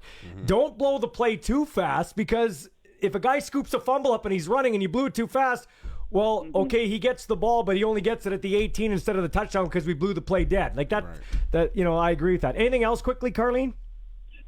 Just whose jersey should I buy now? Like, I'm an MVP. You can't go wrong with you can't go wrong with Cody Fajardo right now. You can't. I got that as an MVP. Well, Do you have a favorite position? Yeah. Like, what? Carlene, what I would do is I'd get a Wes Cates jersey. It's never too late. Yeah, There you go. a retro. I think I probably have it. Okay. Yeah, you do. How many jerseys you got, Carlene? I don't know, 20, 25. Holy cow! Wow. I'd say you have a Kyran Moore one. No. He'll be around for a while. Okay, I'll get that one. Okay, thanks, Carlene. Glad I helped you spend your money. Let's go to Leanne and Regina. Go ahead, Leanne. You're in the Echo Sound hotline here. Hey, I would get a Linus jersey. I think he's going to be around for a while, too. Yeah, he could be around for a while, too. Yeah, for sure. He looked good I tonight. have a question. Do you guys think, even though with Shaq out, we need a Lucky Whitehead kind of receiver? We don't have anybody that could just fly down the field, and maybe with a little bit of size. It feels like they're all great receivers, but there's not a lot of really speed out there. Yeah, Leanne, we'll let Wes talk about this here. Kyran Moore is that guy. Like, I don't know why they don't really try to feed him more, especially with some of these young guys that probably aren't like really hungry for the ball too much. But a guy like Kyran, I think he knows, and he plays with the tenacity that I think he can get. Well, like, they kept throwing those screens to him. He got a lot of targets, Yes, but there were all those screens. I'm like, nah, let him run a little bit. You know what I mean? Maybe run some intermediate and some deep routes and let him try to beat guys. Maybe be a little creative. I know, maybe throw some throwback plays in there where you get kind of play action going one way, but he's crossing the formation, and so he can get kind of one-on-one downfield with a guy, because I think he's going to make that play. I definitely think some of these younger guys probably have the ability too, but I don't know if Cody can make a bunch of those throws. I don't know. You know what I mean? Like, well, you mentioned that on the pregame show, and Don did too. He hasn't been great at throwing the ball deep. He started that way in 2019. Same thing here in 2021.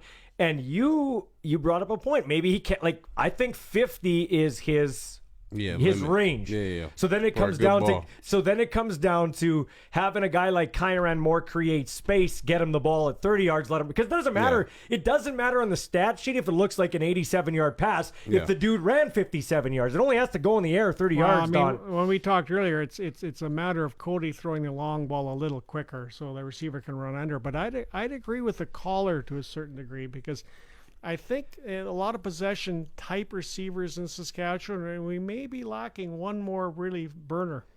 Well, if you want size and speed, you know what I mean? That guy's in the NFL. That's tough to that come guy's by. in the NFL. Yeah. If you got size, speeds, and hands, that guy's in the NFL. He ain't playing in the CFL. Thanks for the call, Leanne. We're going to take a break. Paul, Jamie, Rick, and Andrew all waiting. You can call in too. 936-6262 in town. Toll free out of town. 1-866-767-0620. Riders 23, Ottawa 10 on the Rough Riders Radio Network.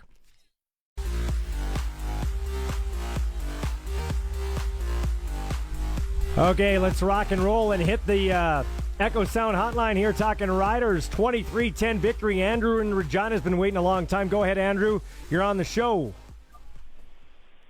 Andrew, you there? Guys. Hi, Andrew. Hello? Yeah, go ahead, man. All right, so 2 things. One, what's with all this Chris Jones talk? We've moved past him. We got a great coaching staff now. We got a great team now. Why are we talking about the past? And 2, who is Willie Jefferson? Who's this Charleston Hughes? I think we got a pretty good D-line right now. Yeah, thanks for the call, man. And Woodard got 2 more sacks today, Don here. He's got 5 on the year. No, but Woodard is leading the league in sacks. But it's amazing, though, Wes. That's why it is a big blow for Micah Johnson. It's amazing what a D-end can do when the interior of the line pushes. You know, it gives those DNs more time to run the hoop, as it were, and get in and make the sack. Well, yeah, if the interior D-line is getting pushed, then this quarterback can't step up in the pocket. Now he's looking to either flee the pocket to the left or the right. If you're a DN and you're getting upfield and you're keeping contained and you're athletic, you're going to eat all day. You know what I mean? Because the interior D-line is pushing them right to you. All you got to do is make the tackle.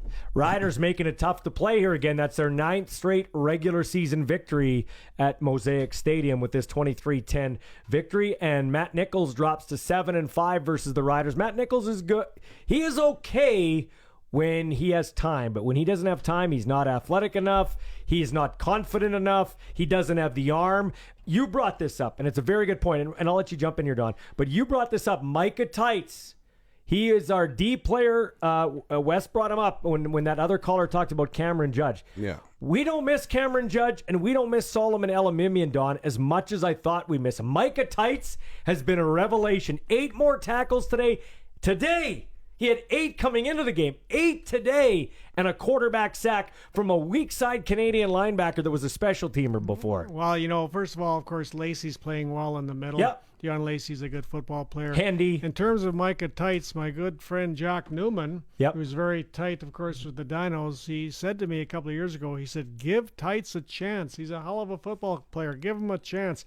But I still wouldn't listen to Jack, and I totally missed the memo as to how good Micah Tights is. Yeah, Micah Tights. I mean, he's playing fantastic. Well, I mean, at this point, like, Tights is a couple games in, and he's already fitting right in, making big plays. Like, if you're coming out of the game with 5+ tackles, you're doing your job at the weak side linebacker, right? So I don't understand. I watched Cameron Judge, and I wasn't even sold on him. Like, early in the season, he was out of position. He was missing some tackles. Now, granted, down the stretch, he really started making plays, and he seemed kind of like an opportunist. He was the guy when the ball would pop up in the air, all of a sudden he'd scoop up the fumble or get the pick. You know what I mean? So I definitely liked, because sometimes it's like you can't teach that. Some guys are just have a knack to be in the right place at the right time. Yeah. But Tights is out there making plays. Judge was kind of more of an opportunist, I feel like. Early on, I thought Mike was in for a long day. He got stiff-armed trying to make a tackle. He missed another tackle, and R.J. Harris made an unbelievable catch down the left seam going away from the Maxtron side. And he was matched up with Micah Tights. And you thought, okay, they're picking on Micah Tights because it's a lot of stuff to that side of his field. Yeah. But it was because it was short side, and Matt Nichols can't throw it to the wide side. That's what it was. Yeah. And it says a lot for Micah to take a couple of, you know what I mean, to have a couple of bad plays like that and still end up pulling it together and making plays for the rest of the game. Well, the Professor Don Hewitt was really critical after week 1 for our secondary. He was not sold. Well, no, just one half. You weren't sold on you weren't sold on Nick Marshall and you weren't sold on Ed Gainey. In fact, the professor ran the data and brought ages 29 and 31 into play. Right. Well, today, Ed Gainey turned back Father Time and said, no, Mr. Professor, you are wrong. That's right. And you know what? You do sometimes get crappy professors at school, right? But listen to about Ed Gainey. Ed Gainey's vertical. I mean, he had great vertical some years ago, but we were saying, Wes and I were talking about him off air. Wes Gainey's vertical is absolutely outstanding. Ed Gainey. I know. I'm a great athlete too, Don. I appreciate it. I'm kind getting of look Ed like Gainey me and out Wes. there. Apparently, I call the Ottawa offensive line the Hamilton one too. Yeah. But anyway, let me get this straight. Okay, Wes Gainey. Yeah, Ed Gainey. Yeah. But he showed unbelievable vertical. I could not believe the outstanding vertical he showed, and he is a great athlete. So right now, I showed some concern about that side of the secondary in game one, but they did come back in the second game and play well. They've played well in the third game. So, I mean, it was the first game. Like we said, it was a preseason game, that first game anyway. Yeah, Wes, they say the best friend of a secondary is a good pass rush, but the best friend of a front four or front seven that's trying to find themselves with new parts is a veteran secondary. Yeah. And I'll tell you what, those guys, they had some coverage sacks today. Yeah, I like their secondary. They play with a lot of swagger and a lot of confidence, and they go out there and make plays. They're never really out of position. They know what they're looking at. And Gainey went up and made an athletic play. For him to go up against a tall receiver, catch the ball, get hit, roughed up as he's coming down with it, still gets a foot in and gets up and he's like, nah, don't throw that over here. This is my stuff over here. Like, you know what I mean? Got up talking trash. That's what you want to see. That confidence, that swagger. I bet you the next quarterback ain't going to throw no bull crap up. You know what I mean? Like over there by Ed, and that's what you want. You want to got to think twice about it. Okay, let's go out on the Echo Sound hotline here. This is the A&W Sports Cage Radio Roundtable. He's Wes Cates. He's the Professor Don Hewitt. I'm Ballsy, and this is Paul in Regina. Go ahead, Paul. Hey, I just have a question. What do you think of Derek Moncrief if he comes back to the CFL? Is he someone you're interested in bringing in, or are we happy with the linebackers we have? Well, I mean, you're always Derek Moncrief's a stud. I would think, Wes, he might get another chance in the NFL. Like somebody will pick him up. Mm-hmm. What's interesting about this year, though, Wes, is you'd play a month or two and then wait for the NFL cuts. But because our season starts so late this year, you don't have to wait that long for, I don't want to say airlifted guys to come in. And there is the COVID thing to worry about. But when you're 3-0, you always got to look to get better. But I mean, we're doing well. Like, what are we looking at here? We got a great defense. Yeah, for sure. I mean, definitely if you want the same thing with Labatt, right? Yeah. If you can get him, you'll take him, but you're not sitting around waiting for him. You got to get on with business. So I think obviously they're probably staying in contact and like, hey, man, if you don't have any options or if you're thinking about coming back, make sure you call us first. Right? But the Riders won't be the only team looking for Derek Moncrief. His girlfriend is from Regina. Well, there you Does go. that count? That might, I mean, it depends on how strong the love is. I guess.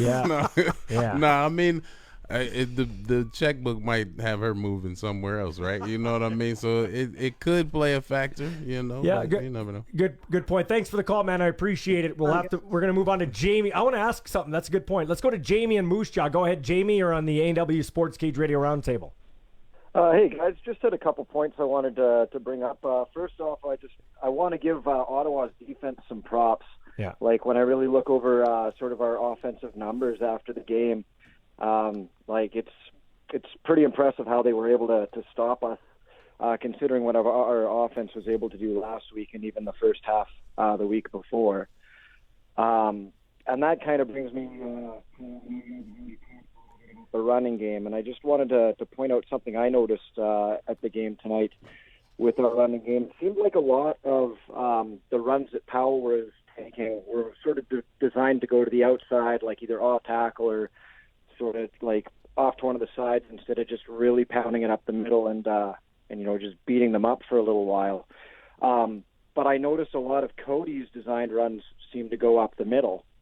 When I don't know if just knowing how bad we are with injuries already, I kind of would rather see him go to the side. He does great either way, but I've just noticed whenever he takes off to the side, he always seems to elude the one guy that's going after him and gets that first down. But regardless, when your quarterback's putting up more than twice the amount of rushing yards as your running back, that's maybe not a good thing. No, you don't want that happening. That's for sure, Jamie. Thanks for the call, man. I appreciate it. Yeah, you don't really want that. No, you don't want that, but it's a totally different situation because Powell's getting the ball in a design run where everybody on the defense has their heels in the ground and is coming downhill to try to stop that run. Cody's taking off after everybody's vacated the middle and they're covering and they're chasing the receivers all over the place, and then he's got to beat AD lineman.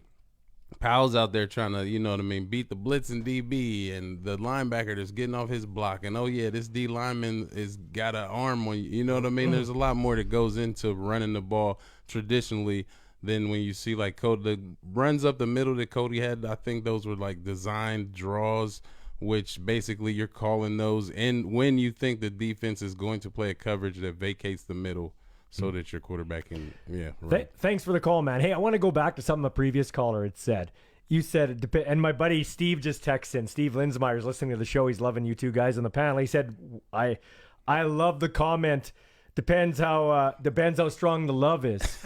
But let me ask you a question. Charleston Hughes, what do you think of him leaving to Toronto for barely, like he went to Toronto for not a lot more money, and in the long run, it's not.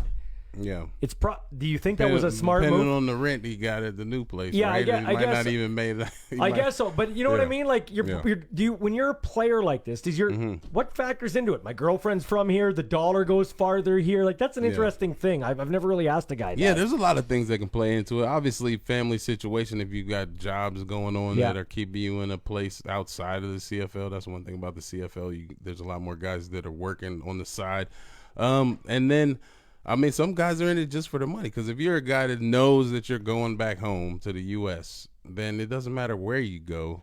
You kind of just want to go where they seem like they want you the most and are going to pay you the most money, because you don't want to go somewhere and then they don't play you, or then all of a sudden they're looking for reasons to get rid of you like halfway through the season, or wait until everybody has their team set and then all of a sudden they cut you before they got to pay you your bonus or something. These are things that players have to think about.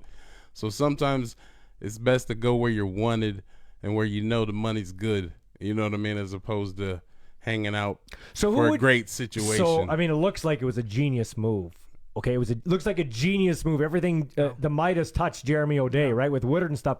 But initially when you heard it, who were you siding with? Were you siding with Charleston Hughes? I always go with the player, but were you siding with Hughes or were you siding with Jeremy O'Day when he said, no, I just can't? Because it didn't seem like there was a lot of difference in money. What I wondered about is Jeremy O'Day, GM Jeremy, had to ask every player to take a pay cut, the coaches to take a pay cut. Now, did Hughes sort of, did he, was he not as cooperative maybe as other players? Because nobody wants to take a pay cut. Well, I don't know. Only Jeremy knows that. But, I just say in Jeremy, I trust.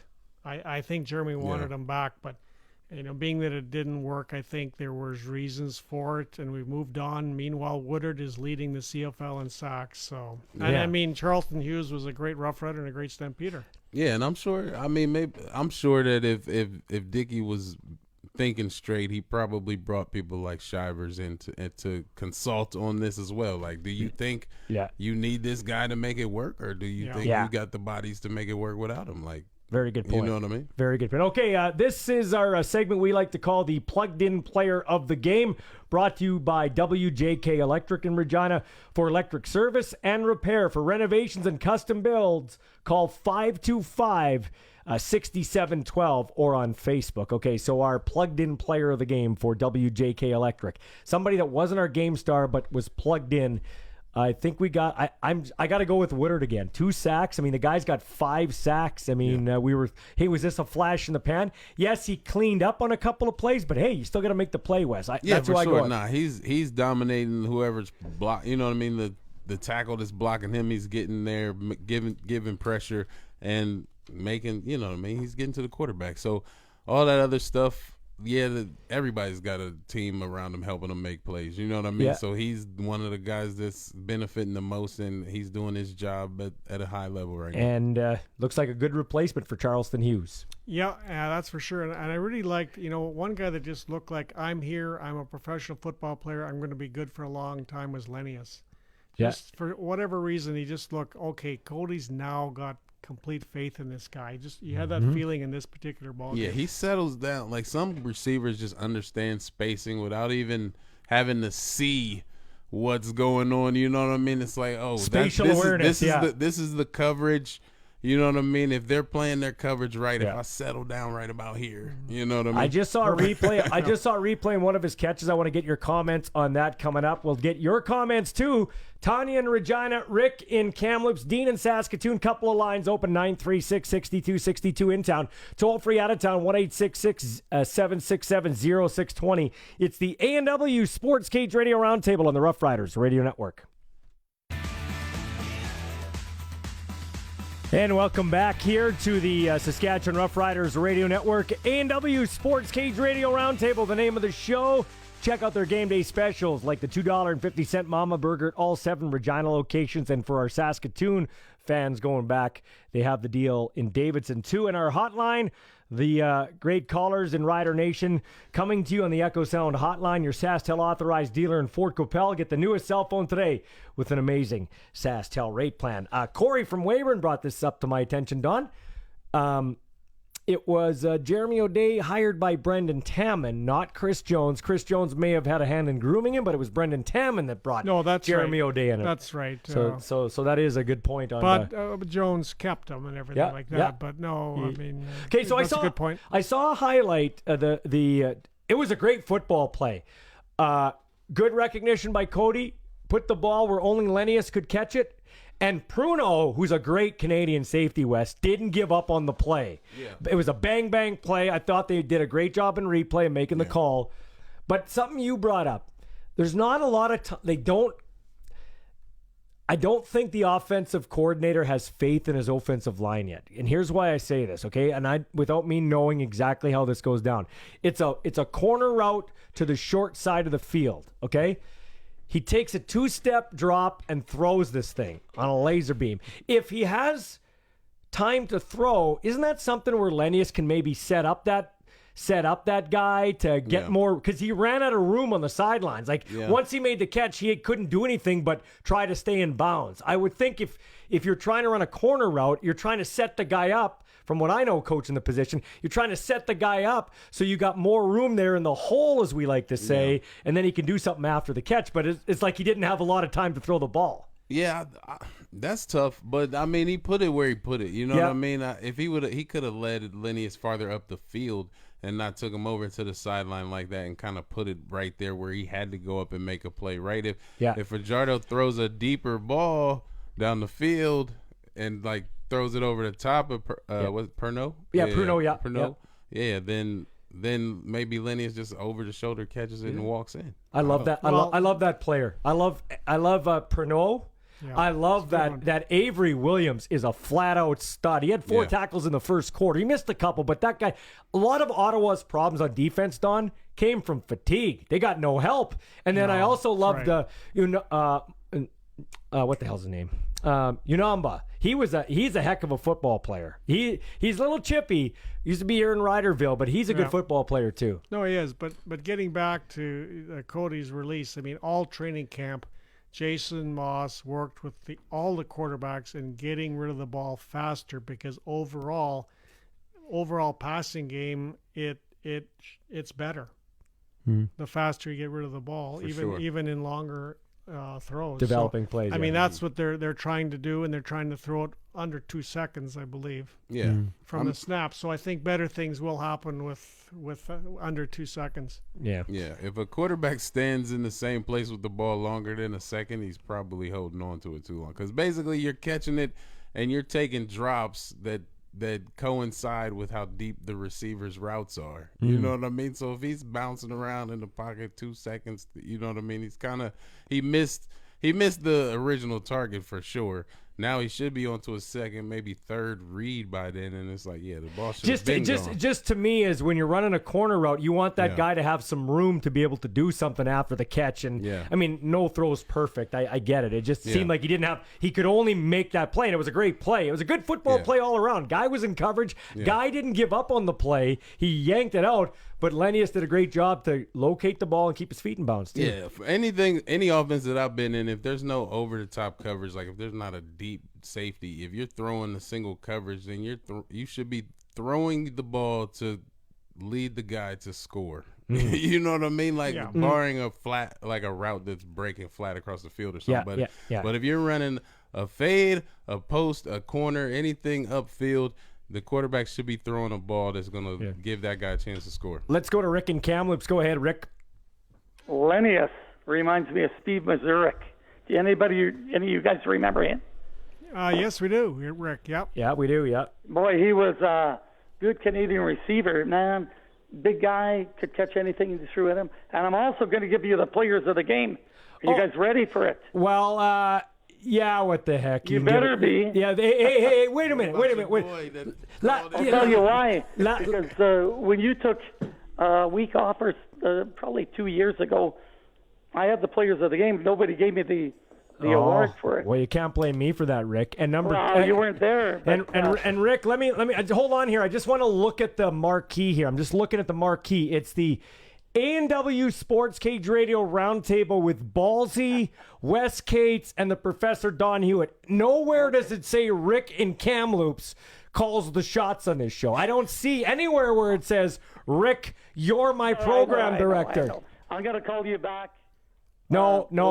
Rick, you weren't there. Rick, who are the players of the game?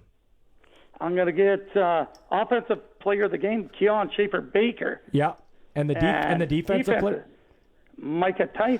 Awesome, man. Hang on the phone. You got yourself a prize pack from Weisers, and that happens to be our tickets to the Labor Day Classic against the Winnipeg Blue Bombers. Hopefully you can make it in or give it to one of your family members. I made it to the last one. Awesome, buddy. Well, that's great. I'm happy. I want to call you later, though. Give me a number. Well, I'm not giving you my number. You talk to my producer. I'll call you at the radio station. Yeah, I don't need a lunatic from Kamloops getting on my case. We were fighting forest fires here. I'm surrounded by forest fires. I'm lucky I got the game tonight. Yeah, well, awesome, man. That's too bad. We appreciate be safe, man. And, hang on the phone. My producer, Sean Kleisinger, the best in the business. We'll get your information. Okay, thanks, buddy. Yeah, it is brought to you by Special Blend by Weisers, Saskatchewan's #1 Canadian whiskey, proud partner of the Saskatchewan Roughriders. Hey, before we get to two callers here, Sean, before you get to that guy, can we hit our moment of the game? Let's do that here. Sounds of the game, the moment of the game.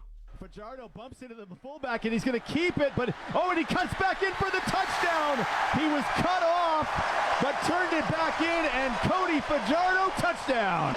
Yeah, Cody burns the Red Blacks with his legs. Little inside run there as he kind of sidewinded his way into the end zone for the Rough Rider touchdown. It's brought to you by the Yorkton Auction Center. Maximize your sales results. Call Yak at 1-866-896-8358. When we come back, we'll go to Yorkton, say hi to Aaron and Tanya and Regina and you too. 936-6262 in town. Toll free out of town, 1-866-767-0620. Riders 23, Red Blacks 10. Riders, only unbeaten team in the CFL. It's another up week. Can we handle 3 up weeks in a row? This is outstanding. You're listening to the Saskatchewan Roughriders Radio Network. All right, and welcome back to the Rough Rider Radio Network, the A&W Sports Cage Radio Roundtable. All our calls come to you via the Echo Sound hotline. And, thanks to Echo Sound and Jeff Huber for getting on board. Hey, can you pull up the call sheet again for me there, Zinger, please? Sean Kleisinger here locally doing a great job. All right. By the way, Rick in Kamloops, you call me, and then you demand I give you the prize, and then you hang up. So call back, and my producer will get your information. Like, come on, man. If he doesn't call back before the end, you got him? Okay, you got him. He's on the phone now. Good. Hey, can you punch up this next caller for me, though, Zinger? Let's go to Tanya. She's been waiting patiently in the Echo Sound hotline. Go ahead, Tanya. Hello. How are you guys this evening? Good, Tanya. How are you? Good. Even better that the Riders are 3-0. Yes. They played very, very well. I'm happy we're 3-0 over the Winnipeg Blue Bombers. Yep. We just have a little bit of a rivalry with the family because some family lives in Winnipeg. We live here, so it's a split decision. But anyways, a very well played game. Very well. They need a break, which is going to be hard to watch because there's no Riders next week. But anyways, I hope Cody Fajardo is enjoying his corn dog. That's his well-loved corn dog that he always wanted after the Rider wins. And I'm just happy all in all that football is back. Thanks, Danny. Appreciate the call. And once again, we'll reiterate, it better be with mustard, not ketchup, Don Hewitt. Agree. That's So just, does Wes. that's sociopathic to eat corn dogs with ketchup, right, Wes? Yeah, maybe a little. It's crazy. Okay, let's get to Aaron. He's been waiting patiently in Yorkton. Go ahead, Aaron. Hey, boys. Good to talk with you as always. I've got a couple questions. First of all, most of the sacks there, were they mostly covered sacks? Like you really, where I was more visiting. So, was that because of our coverage that we got those sacks, or was it just good pressure that was coming out? That's the first question. Yeah. Second question, I'm going to go to Brother Wes. Wes, if you were watching the line, was the line just not opening holes for Powell, or was it just that he was not hitting it full stride that we weren't getting gains? And Don, your big question is, when's the last time the Saskatchewan Roughriders and the Winnipeg Blue Bombers went into Labor Day for a battle for first place? The winner will be clinically first place. Those are my questions, and I'll let you guys answer. All right, thanks for the call, man. I think, wasn't 2019 a battle for first place? I thought 2019 was a trying battle. to think where Calgary was there. It I might think have Calgary been. was further down. I think that was a battle for first place, Could have been 2019. First time the Riders have started 3-0 since 2013 when they hosted and won the Grey Cup. Wes, Yeah. O-line question for you. Yeah, with the O-line, I would say that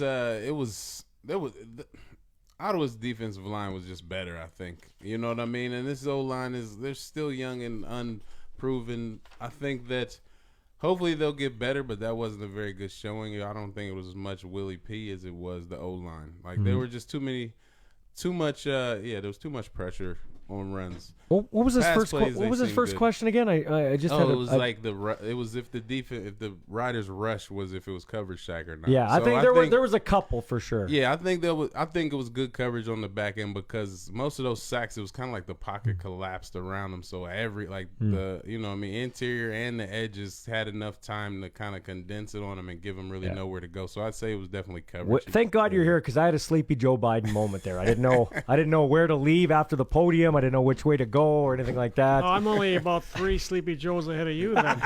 Anyway, we don't want to make this political. God, there'll be a flood of talk there. Okay, so let's talk football. Keep it on track. Let's rewind back. Yeah. Big win by the Edmonton Elks, West Cates. I thought we talked earlier about Jamie Elizondo spinning a bearing on his special teams coach, but they did a great.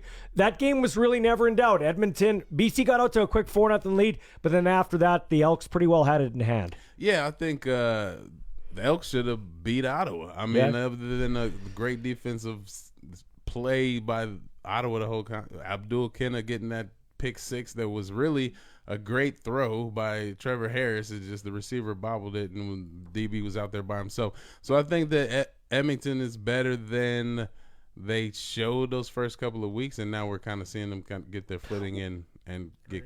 Don, what a resurgence from a guy who was in the league and then out of the league, and we thought great things from him early on. Is the guy who likes to show off his abs there, even though his coach doesn't like him doing it. That would be James Wilder Jr. And, they won that game in BC on the line of scrimmage on both sides. And I thought we were talking about Willie P. didn't have anywhere to run. It was quite the reverse with Wilder. I thought that he's playing well, but the Edmonton offensive line really owned the BC defensive front, I thought. Yeah, you see a little inexperience there. You're seeing that rookie D-line get old. Then they lost their 2 starting tackles over, game or so. And they look like the old offensive line, and we talked about the rider depth in the pregame show. They lost 3 offensive tackles, and they're doing okay. BC lost 2, and they were a mess. Don, the professor, you've been around and watched. The charm of this league is it's history and everything like that, it's got 1 foot on the ground and 1 foot on the ledge. It's always on the edge of the cliff. I remember growing up, I used to cheer for the Riders and then whatever team was closest to folding. That's sad, but it's true. What a great news story in BC with this new owner, Omar Doman, a guy that is he's got ethnic heritage, and I think that plays well in the BC community. He's got deep pockets. He's saying all the right things. He's in favor of Canadians. Don't get me wrong, Wes. I love Americans. You're always going to have the American stars, but it's just good to see a guy honor our football, our Canadian talent. And he's local ownership. I mean, David Braley did live in Hamilton. Amar is, from Vancouver, grew up there, went to Lions games as a little kid, and has tremendous fond memories of watching the BC Lions, I think, going with his dad.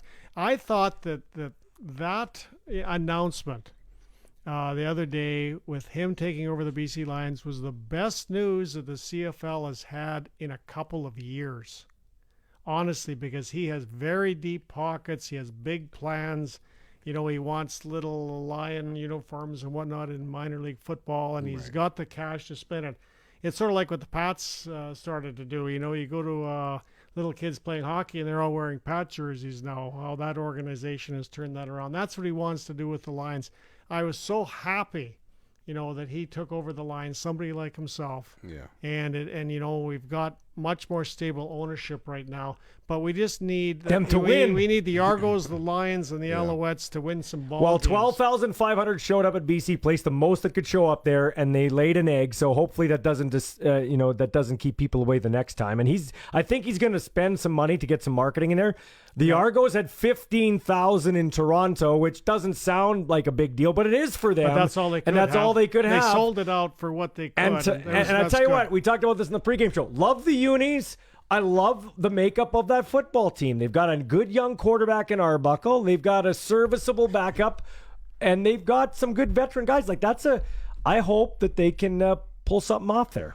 Yeah, I mean, Dinwiddie's kind of doing so. It's surprising to see them kind of with the competition that they've gone up against to do what they've done, right? Yeah. So I think, you got to be happy about it. You got to be impressed. And I think, if the major markets, if people are getting excited about football in those markets, then obviously that's going to help because I think pretty much everybody that knows anything about football in Saskatchewan is watching. So we've tapped that market out, right? We need to expand on the other, 32 million or whatever. So that's exactly. So UC Davis quarterback Jake Mayer, he looked like a deer caught in headlights early on in that game. Montreal's up 14-3, throws 2 terrible interceptions, and other coaches, maybe a Ryan Dinwiddie or a younger coach that isn't proven, might be peeing his pants and saying, okay, I got to get this guy out of here and put the other guy in. But Dave Dickinson has played the position. He got his butt whooped his very first start in Toronto against Doug Flutie. They lost 48-17. He got hammered, but at the end of the game, he said, you know what? I made some plays. I had some confidence. Dave Dickinson has the equity. He has the resume. He has control of that team. So he's like, no, we're leaving this kid in here. We're going to let him work himself out of it. Tell you what, that was impressive what he did. And you made a good point. He didn't run to save his life. He was running to make plays with his eyes up to throw the ball. Yeah, I was really impressed with that. For a young quarterback to get in there and climb the pocket, as they say, when the rush is coming around you, most guys, when they feel the pressure, want to run left or run right so they can have all that field out there to kind of take another look and scramble and maybe hit the sideline. For him to step up in the pocket and not just try to get the yards that he could with his feet, but to still be looking for his receivers and to complete passes that ultimately won them the game, I was really impressed by that, especially after throwing some really bad balls early. A lot of guys would fold in that situation, so it shows that he's got some mental toughness. It shows that Dickinson was able to, whatever they had to talk about on the sideline, the messaging worked. You know what I mean? The adjustments they made worked. So yeah, that's big. Don, if I'm to rank off the top of my head the top 5 coaches from 5 to 1, I'm off the top of my head, I'm gonna go with Rick Campbell at 5. Okay, I'm gonna put Rick Campbell at 5. Just Kahari Jones at 4. I like Kahari Jones. I like what he's done in Montreal, especially coming in late last year. I'm gonna go with Dave Dickinson 1, Craig Dickinson 2, and Mike O'Shea 3. So that would be my top. I know O'Shea won the Grey Cup, but I'm going the 2 Dickinson brothers, 1, 2, Dave first, Craig second, O'Shea third, 4 I'd put Kari Jones, and 5 I'd put Rick Campbell. Well, it's interesting. The one thing that the Dickinsons have is that they know the game of football. The 2 brothers, they know the game of football so well. They have been to school and back in the game of football, and they also know how to handle people, players, and whatnot. And they're both good guys. I know a few Winnipeg Blue Bomber players who just absolutely love playing for Mike. And why O'Shea. wouldn't they? Why wouldn't they? They just love the guy, and a lot of them say they've never liked a coach as much as they like Mike O'Shea. That's for sure. I mean, I think there's some pretty good coaching going on in the CFL overall, and you hear Americans that are watching this on ESPN Plus and whatnot. Some of them watch their first game and they keep watching. Yeah. It's doing pretty well in the ratings from what I understand. Yeah. That's another thing that's funny about Toronto. The actual TSN ratings in the GTA, even downtown Toronto, Vancouver, they're actually not bad. Yeah. But they just don't go to the game. Well, here's what I would say, and I don't know if it's ever possible, Wes, but people are going to come to Saskatchewan to watch a game. You just said it, okay? Right. I don't think Toronto and BC should ever play on a Thursday or even a Friday night. I think their game should be on the weekend. I think it should be Saturday or Sunday because the people are going to watch, but they're not going to. Do I want to go to a game where those stadiums are situated after work? Yeah. I don't want to do that on a Thursday night. That's a good point. Yeah. I mean, I don't know if it's possible because other guys, the riders want their weekend. But if we really want to make this league healthy and you're only as strong as your weakest link, Toronto and BC should never play on a Thursday or a Friday night. I don't think people realize, how long it takes you to do anything in Toronto. It takes you so long. It takes you a day to do something in Toronto that it takes you an hour to do in Regina. So you're making a good point. Have the day off, and they may show up, but it's difficult on a work day for anybody in that huge area to get to the. Well, look today, 2:00 kickoff, sunny day, 15,000, the maximum that could go went. And they won. I mean, that's a beautiful day for the CFL, as far as I'm concerned. Yeah, it reminds me of I was out in Ontario for work, and I had a couple of coworkers that are from Saskatchewan, and the anxiety that those two had sitting in the vehicle while I was driving in traffic at 5, and we our plane didn't leave for 3 hours, but they're just like, oh God, you know what I mean? Just don't let him in. I'm like, man, just relax. But Wes, are you sure that wasn't because of your driving? Yeah, how were you driving? Maybe it was a little bit now. Hey, let's take Robert's call here on the Echo Sound hotline. Go ahead, Robert. You just got back to Saskatoon, I understand. Robert, are you there? I'm here. Yeah. Anyways, Robert, what do you got to say, man? Yes, I'm here. Yeah, go ahead. First, one thing about Cody Fajardo. It seems like I remember Terry Joseph made a comment that Ken Dawson slowed the game down for him, and that's where he was so successful. Mm-hmm. And I'm thinking that's what Jason Moss is doing now for Cody, because he's looking so good.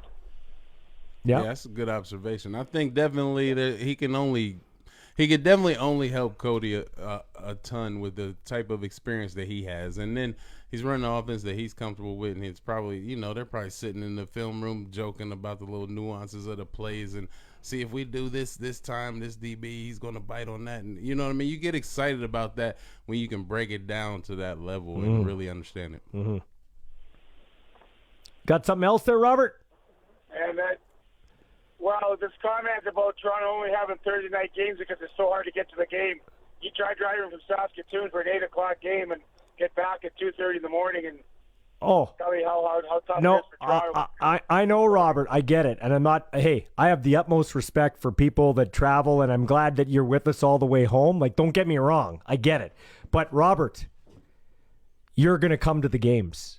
We know you're going to, I'm not saying that rudely, but we know you're going to come to the games. You're a lifer. You're a green and white. You bleed green. You wouldn't, if you didn't do what you're doing, you know what I mean? I know you do because you're doing what you do, and I appreciate that. But for the good of this league and for you to be able to travel and watch a professional football game in a stadium, we're at a real crossroads here. We're playing football, but we're not out of the woods yet. We need Toronto, Montreal, and BC. We need them. And you could say we can, I'm not saying you're saying this, but we can do it without Toronto. No, we can't.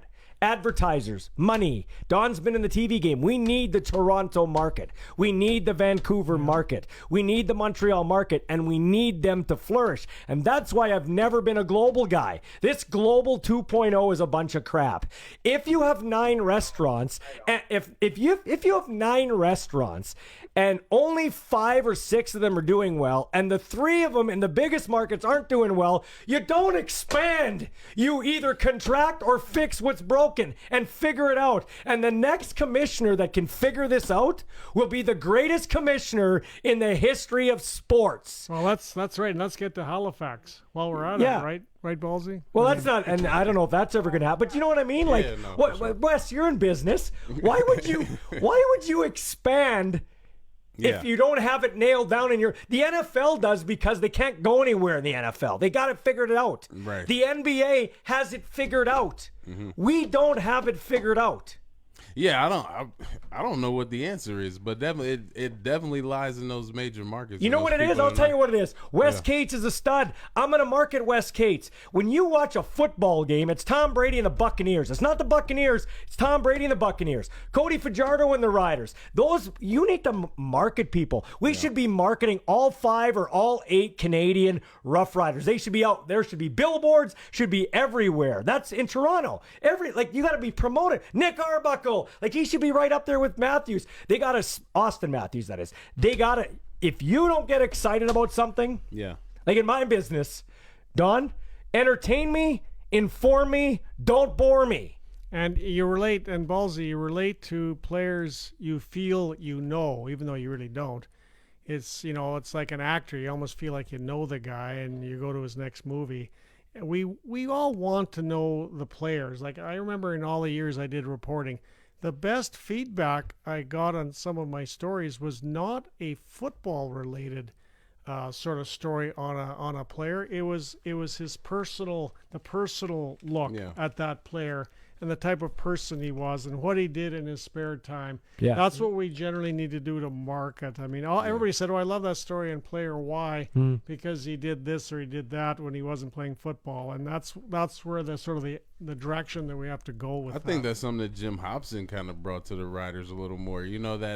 Like that extra stuff off the field, that fan participation, the marketing guys, getting guys out in the community more. That was something that was big, and I heard wasn't that way before Hoppy got in his seat. Right. Yeah. So Wes Cates, Don Hewitt can have the best hamburger joint in the world, but if they don't promote it, people are still going to go to the big fast food place to eat. Yeah. Right? Do you know what I mean? And you should, by the way, you should go to A&W to eat. That's but do you know what I mean?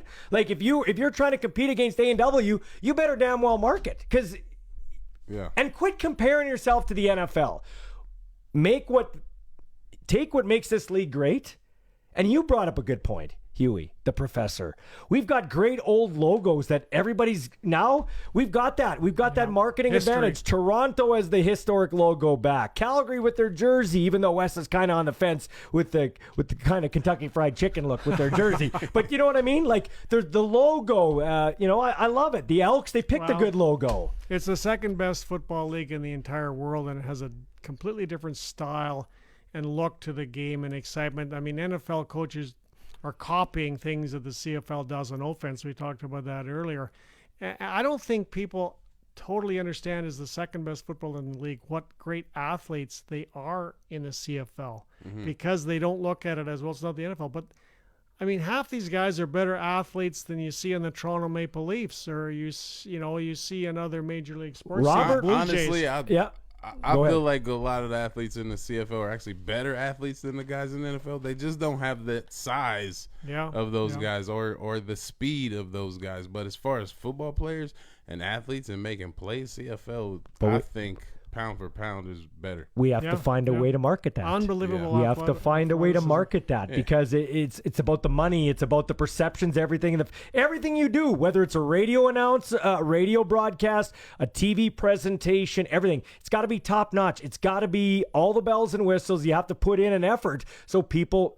You got to get excited because if you're not excited, they're not going to get excited. Okay, before we go to break here, I've got my prisoner of the moment. Power rankings, okay? Meaning we're very prisoner of the moment in the world, okay? So just recent, what's happened here. The worst team in the league would be in agreement, the Ottawa Red Blacks. Yeah, I'll say that. Even though they got to win, they're the worst team. Great defense and bad offense. Okay, so I got the Hamilton Tiger Cats coming in at 8. They won't stay there long. But I got them at 8. They haven't looked very good in the first 2 games. It's the preseason projections that are helping them out. Remember, it's the prisoner of the moment power rankings. I had them higher last week, Don, but the BC Lions come in at number 7. You know what? Things did not go well for them. They sure didn't. It's almost like they took a step back. Yeah. Okay. So in talking to the professor and the legend, I've rejigged my list. Okay. At number 6, I am going to put the Calgary Stampeders. Calgary Stampeders come in at number 6.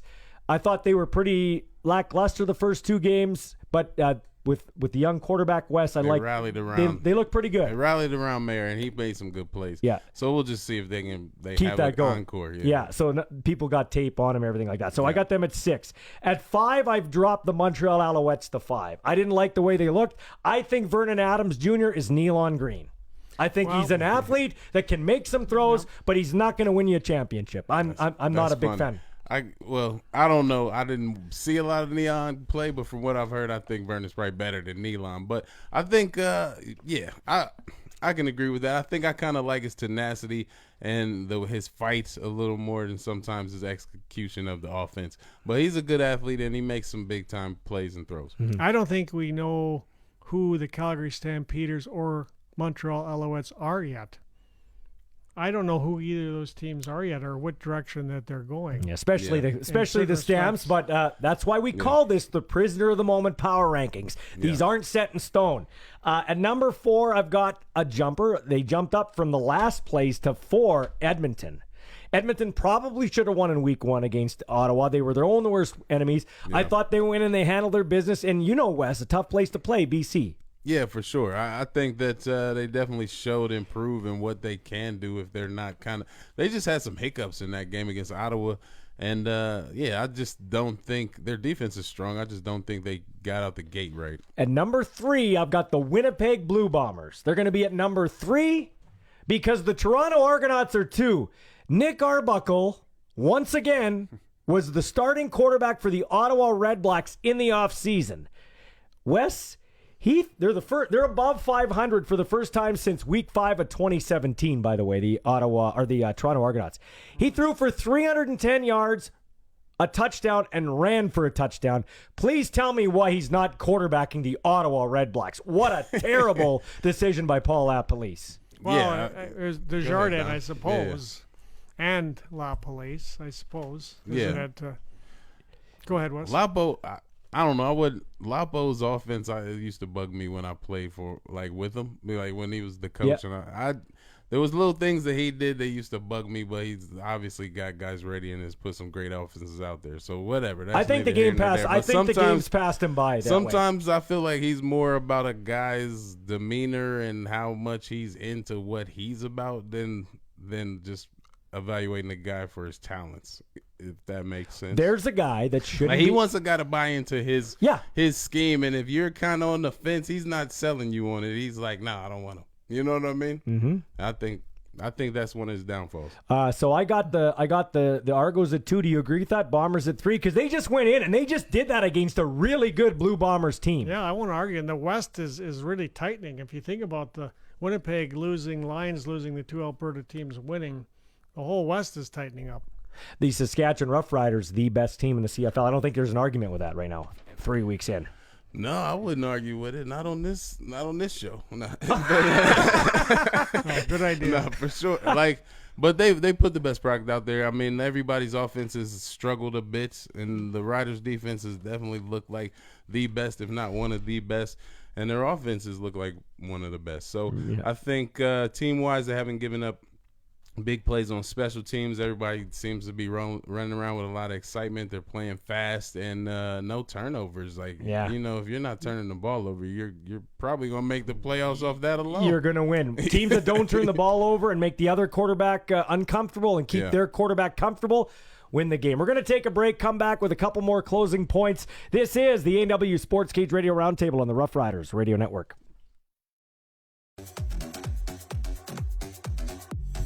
Some good matchups coming up this week. The Riders aren't playing. Elks and Argonauts is one I like to see there. And the Stampeders against the Blue Bombers. We're going to learn a lot about the Calgary Stampeders, Wes Cates. And we're going to learn how the Bombers bounce back. That's the first loss for Winnipeg with Zach Collaros as their quarterback, by the way. Really? Yeah. Wow, that's a they haven't lost since he's gone there. Now they lost. So there you go. There goes the slide. Now it's about to be all downhill. Hey, I named Brett Lothar Mr. Middle. Mr. Middle, because that guy he's dialed in, Don, on his kickoffs, and he's dialed in right down the pipe. Like, there's no doubters right now. And he's leading the CFL in the length of his kickoffs. Yeah. And there's only one problem I have right now with Brent Lothar. What's that? And that is he's going to the NFL next year.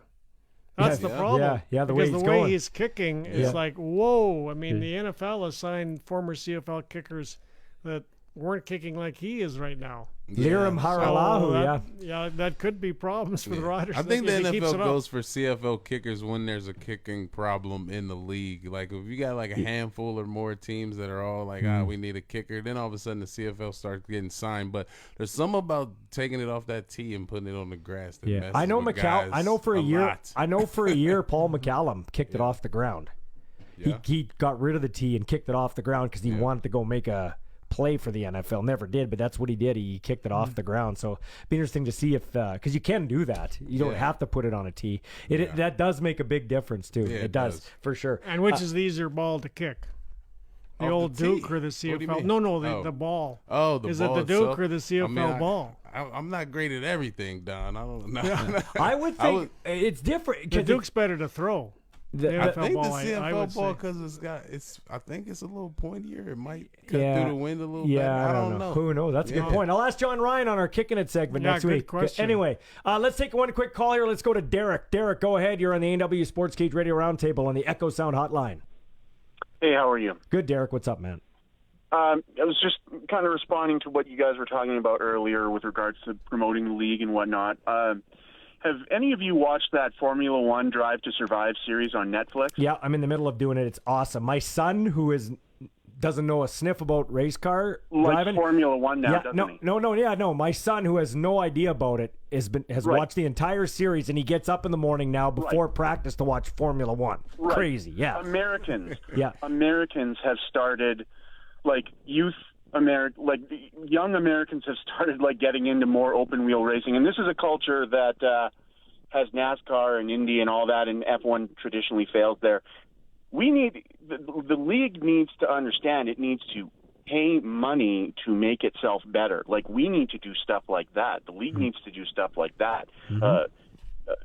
If they have to fund it themselves, they should do that. We have all these big, rich owners, and a lot of them treat their franchises like the goal is to spend as little as possible, and that's how we're going to make money, or that's how we're going to save ourselves from losing more money. And very little gets spent promoting this league. If the league has to fund that stuff itself and have something like get on, if we had something like that on a Netflix or you know what I mean, something that really followed the personalities of the players. There's a guy that's wanting to do a Netflix movie. It's based around kind of the Tiger Cats in Hamilton, and he's got Jake Plummer as the star. But as far as I know, I've talked to him. He went to the CFL, and they're talking about it. But he's got 80% of it covered. He needs 20% more. Can you imagine if it sits on Netflix? It doesn't just go away. It's there, and you're absolutely right, Derek. They gotta. Gone are the days when you show up at 2, watch the game, it's done at 5, you go home. No, it's the Riders do a good job. The Elks did a good job of papering their crowd with shirts that first game. I'm hoping this Omar Doman does a great job with BC. But yeah, we really have we need to put on a presentation. That's a crucial one there. I mean, they talk about, Braley, air quote, saving the league. I mean, that guy's MO with every franchise he ever owned was to, spend as little money as possible. Yeah, but the Tiger Cats, when he owned them, were held together with duct tape. Yeah. The Lions were held together with duct tape. The Argos were held together with duct tape. Everything that guy ever owned. And, we've got conglomerates that own the Argos, conglomerates that own the Stampeders. There's a lot of big money behind a lot of these ownership groups. And they spend nickels. Yeah, but I'm gonna stop you, Derek. I'm gonna respectfully disagree with you. David Braley gets a bad rap. If it wasn't for David Braley, a proud Canadian, you wouldn't be talking about the CFL right now. That dude owned 3 teams in the league, 2 at the same time, because nobody would pay money to own the teams. So I don't care if he put them together with duct tape. He kept those teams afloat. He gets a bad rap. Yes, he had some old school views like blackouts. Yeah. He had some old school views. I get that. Franchises that don't coordinate or cooperate. I mean, we probably could have had a salary cap 4 or 5 years earlier. Think of him, pushing Lisco out, thinking of him holding on to that interim commissioner job as long as he possibly could.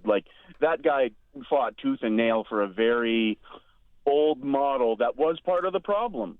Well, I don't know. Well, one thing I was going to say, though, you were right. I mean, why talk about David Braley or Chris Jones right now? But you are right, though. I think that the league in itself has to spend more money marketing one thing and one thing only, the players.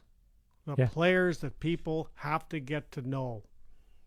Like how you feel like you know Kyle Lowry personally, practically, if you're a big Raptors fan or something like that. We have to do that for the CFL. What I don't like, Don, you're absolutely right. And Derek, thanks for the call. I appreciate the insight. Very intelligent call. Very intelligent call. But I'm going to be on the other side. I'm a David Braley guy. Yes, he wasn't perfect, but I mean, come on. Yeah. Dude owned 2 teams because nobody would own the teams. I don't care if he had a stupid view of some things. The guy kept the league afloat. But here's what I don't like about the league.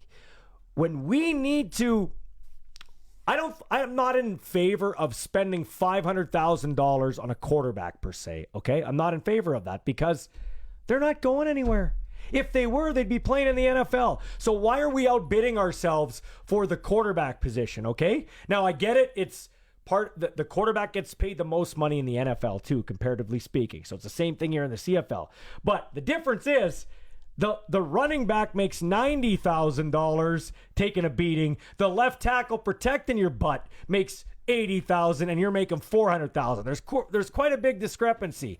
But the problem I have, Wes Cates, is we're top heavy in a lot of executives and coaches and everything like that. And the first guys we cut are the players. That's something wrong about that. Yeah. I'm always a player guy.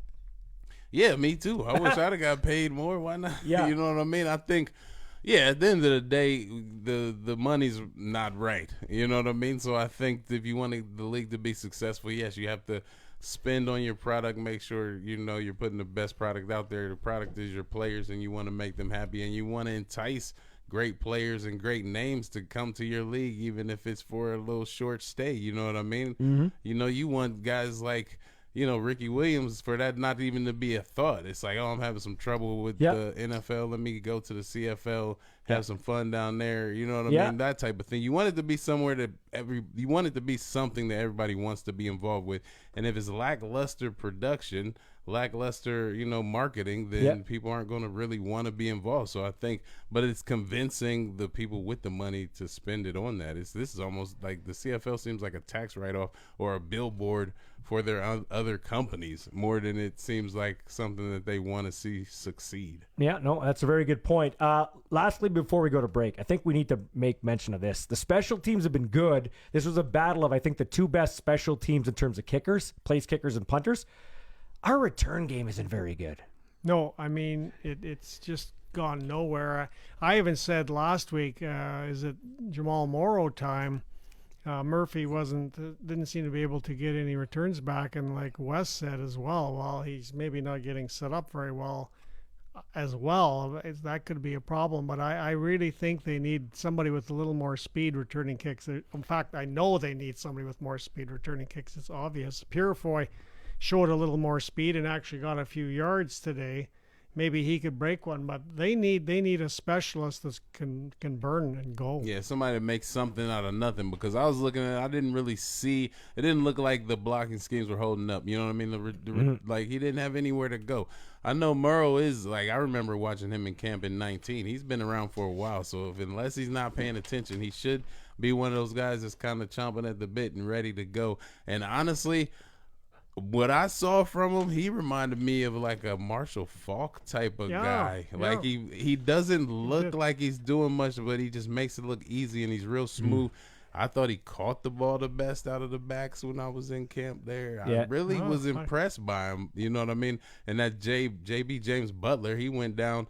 And he ended up being in front of him in camp, but then he signed and went down and played in that U.S. league. And then now he's with the BC Lions. And now he's with the Lions. But you see, he's a good back too. So, yeah, those two, I was impressed with the depth that they had in 2019. So I figured if they could have redone that, you know what I mean, kept a lot of those guys, that's why they're doing well now. And before we take a break, because we're going to come back with our closing thoughts. The professor here, Don Hewitt, you've talked about this. Kyle Carson and Paul Jones, the depth on this football team is we have 18 guys on the injured list, but we're not missing a beat. You know, the Rough Riders really have no business doing as well as they are with the amount of players that they've got injured. Their depth from the Jeremy O'Day's recruiting with his two-head scouts, it's the best, I think, maybe I've ever seen. You know, can you imagine if they didn't have all those Achilles? I mean, wow. That Lacumbo is going to be a star. He's going to be a star, mark my words, and he could end up in the NFL. And Wes looks shocked. But he was going to go to Washington, but he couldn't go twice to work out with the Washington football team because of COVID. I know he's improving. Wes is really giving me a look at this. Yeah. But I think he's going to be a star. I guess we'll see if I'm right or not. But, I mean, all the other fine football players that they lost and just the depth that they've brought into the organization is absolutely phenomenal. Yeah, it's rolling for sure. Okay, we're going to come back at some closing thoughts from our expert panelists. Riders 23, Red Blacks 10 on the Rough Riders Radio Network.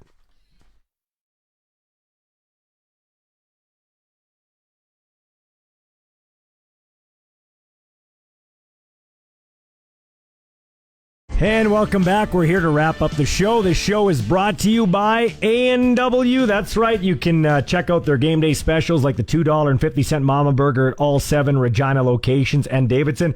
And our callers tonight, thank you for calling in. Echo Sound, your SaskTel authorized dealer in Fort Qu'Appelle. Get the newest cell phone today with an amazing SaskTel rate plan. We do have one more caller. Let's do that. Before I do that, though, wanted to mention the takeout of the game, and I think that was the big hit on Jordan Williams-Lambert. I forget who administered it, but that was a big-time hit, and hopefully he's okay. He did leave the game concussed and never did come back, and you never like to see that. It was a heck of a catch, though. Okay, Terry's our final caller. Go ahead, Terry.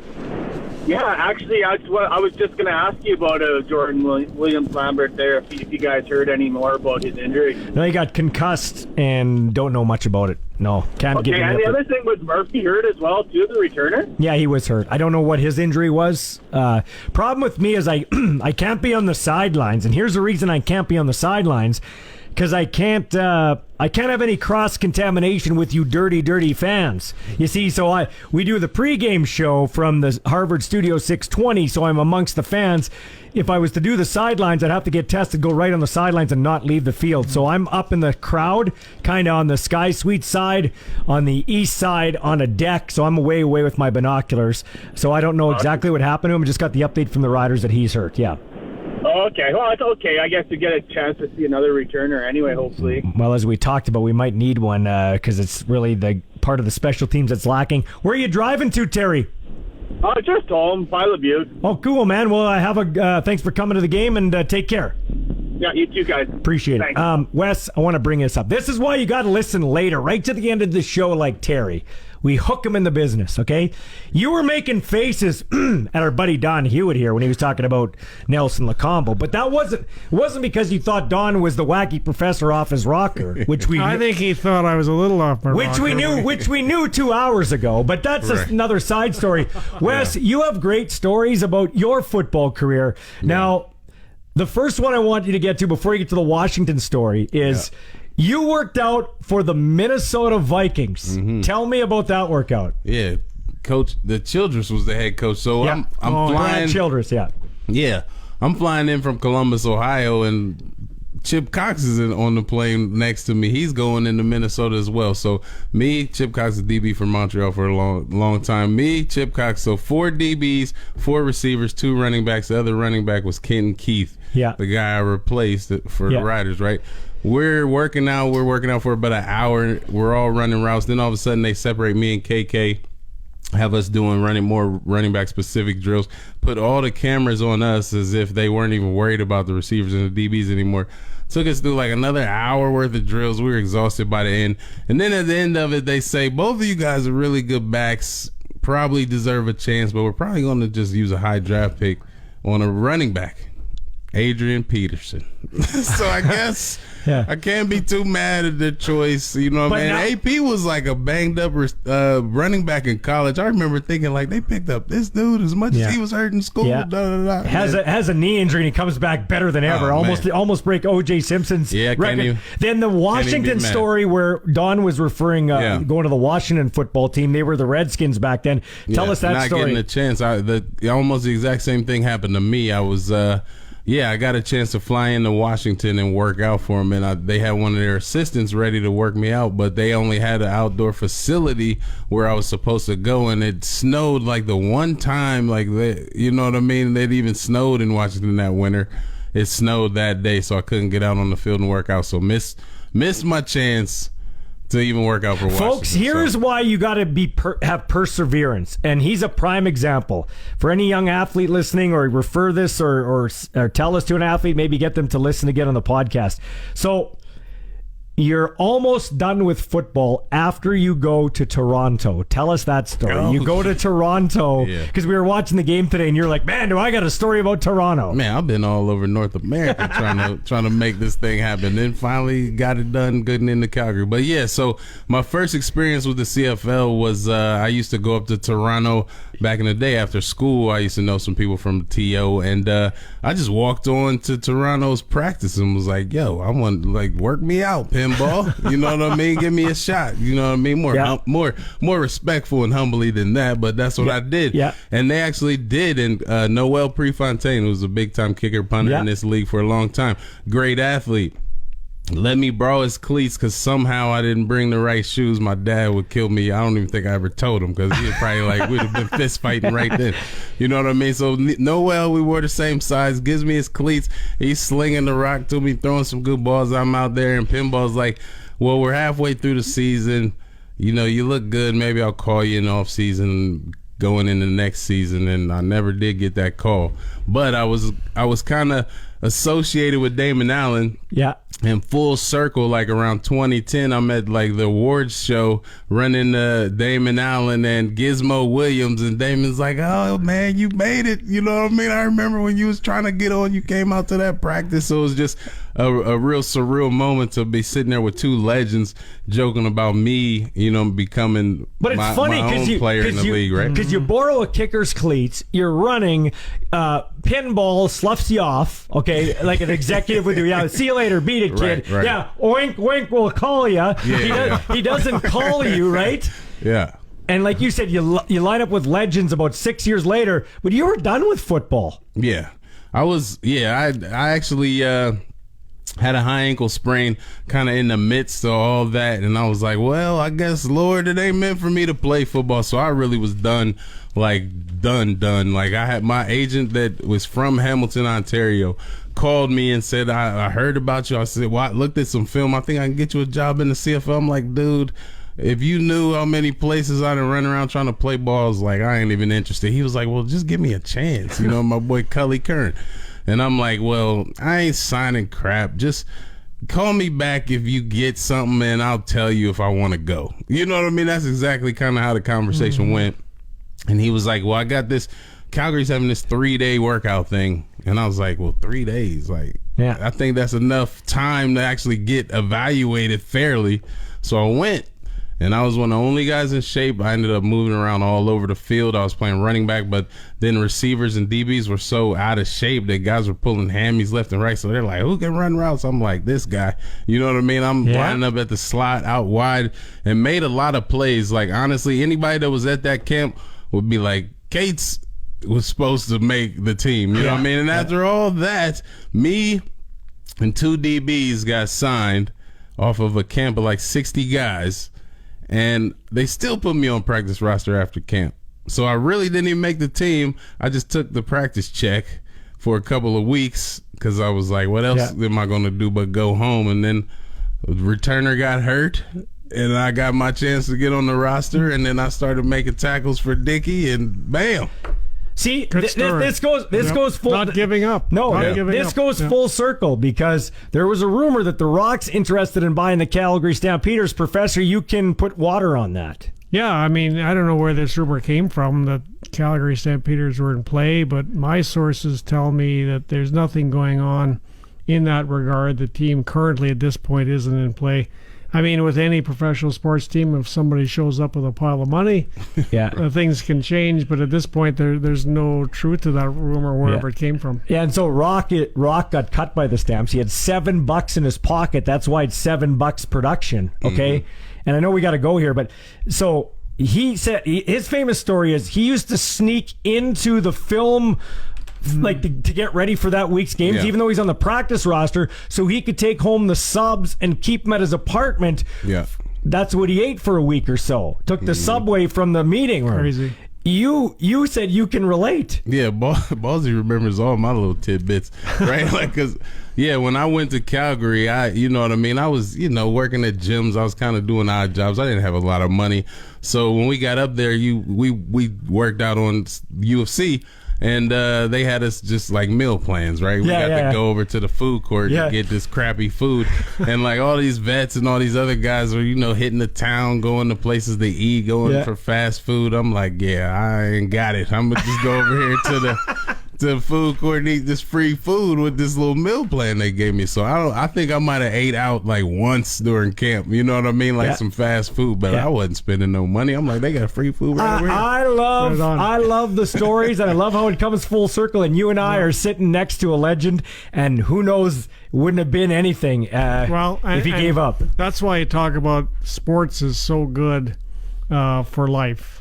Like in a case like perseverance. Wes, I mean, look at the great career he had with Saskatchewan. He never gave up, and that's a message to all of us and all the things we do in life. Don't give up. Okay, lastly, we got to go here. Wes, closing thought from you as we head to a bye week on your former team, the Rough Riders. I think they're looking really good. I think they definitely need to clean up some things up front. The O-line, I don't know if it was just situational and just how good Ottawa's defensive line was, or front seven was, but they definitely need to clean up some stuff and get a little better at pushing guys off the ball. But I think they've got a good formula right now. Ball control, lean on your defense, and we just got to try to figure out how to stay healthy, man. This reminds me of 2008 when we had all those broken ankles. I still think that was the best team we had. Yeah. And we just kind of fell a little short because of all the injuries we had to deal and then you with. got Michael Bishop who torched your season, but that's a story for another call. I'm trying not to drag on Bishop, but if we'd had Durant in there in the playoffs, I might be sitting on 4 rings. Yeah, I know. You could be one of the greatest riders of all time. Okay, and Donnie, your closing thoughts on what we're seeing here going to a bye week? Well, I think if you asked anybody, going into training camp, who will be in first place in the league and in the West, not everybody necessarily was going to pick Saskatchewan, and here they are. I didn't. Heal. I mean, they've got to heal. They've got to get some players hopefully back at some point from injury. They're really banged up, and so banged up after a training camp and only 3 regular season games, and so they need the rest, and I'm sure the trainers will have a lot of people on the tables working on them in the next 2 weeks. Yeah, for sure. Hey, guys, thanks for this. It's fun. Wes Cates, the professor, Don Hewitt. Thanks to Sean Kleisinger, our operator, all our operators across the Rider Radio Network, and you, the fans, for calling in. We appreciate it. If you didn't get in, call Derek's show, The Sports Cage, Monday to Friday, 4 to 6:30 here on 620 CKRM. Once again, our final score, 23 Riders, 10 Red Blacks. There's only one unbeaten team in the CFL. It's your Saskatchewan Roughriders. It's 3 up weeks in a row, and actually 4 because we're on a bye week, so we get an extra up week. We'll talk to you in a couple of weeks.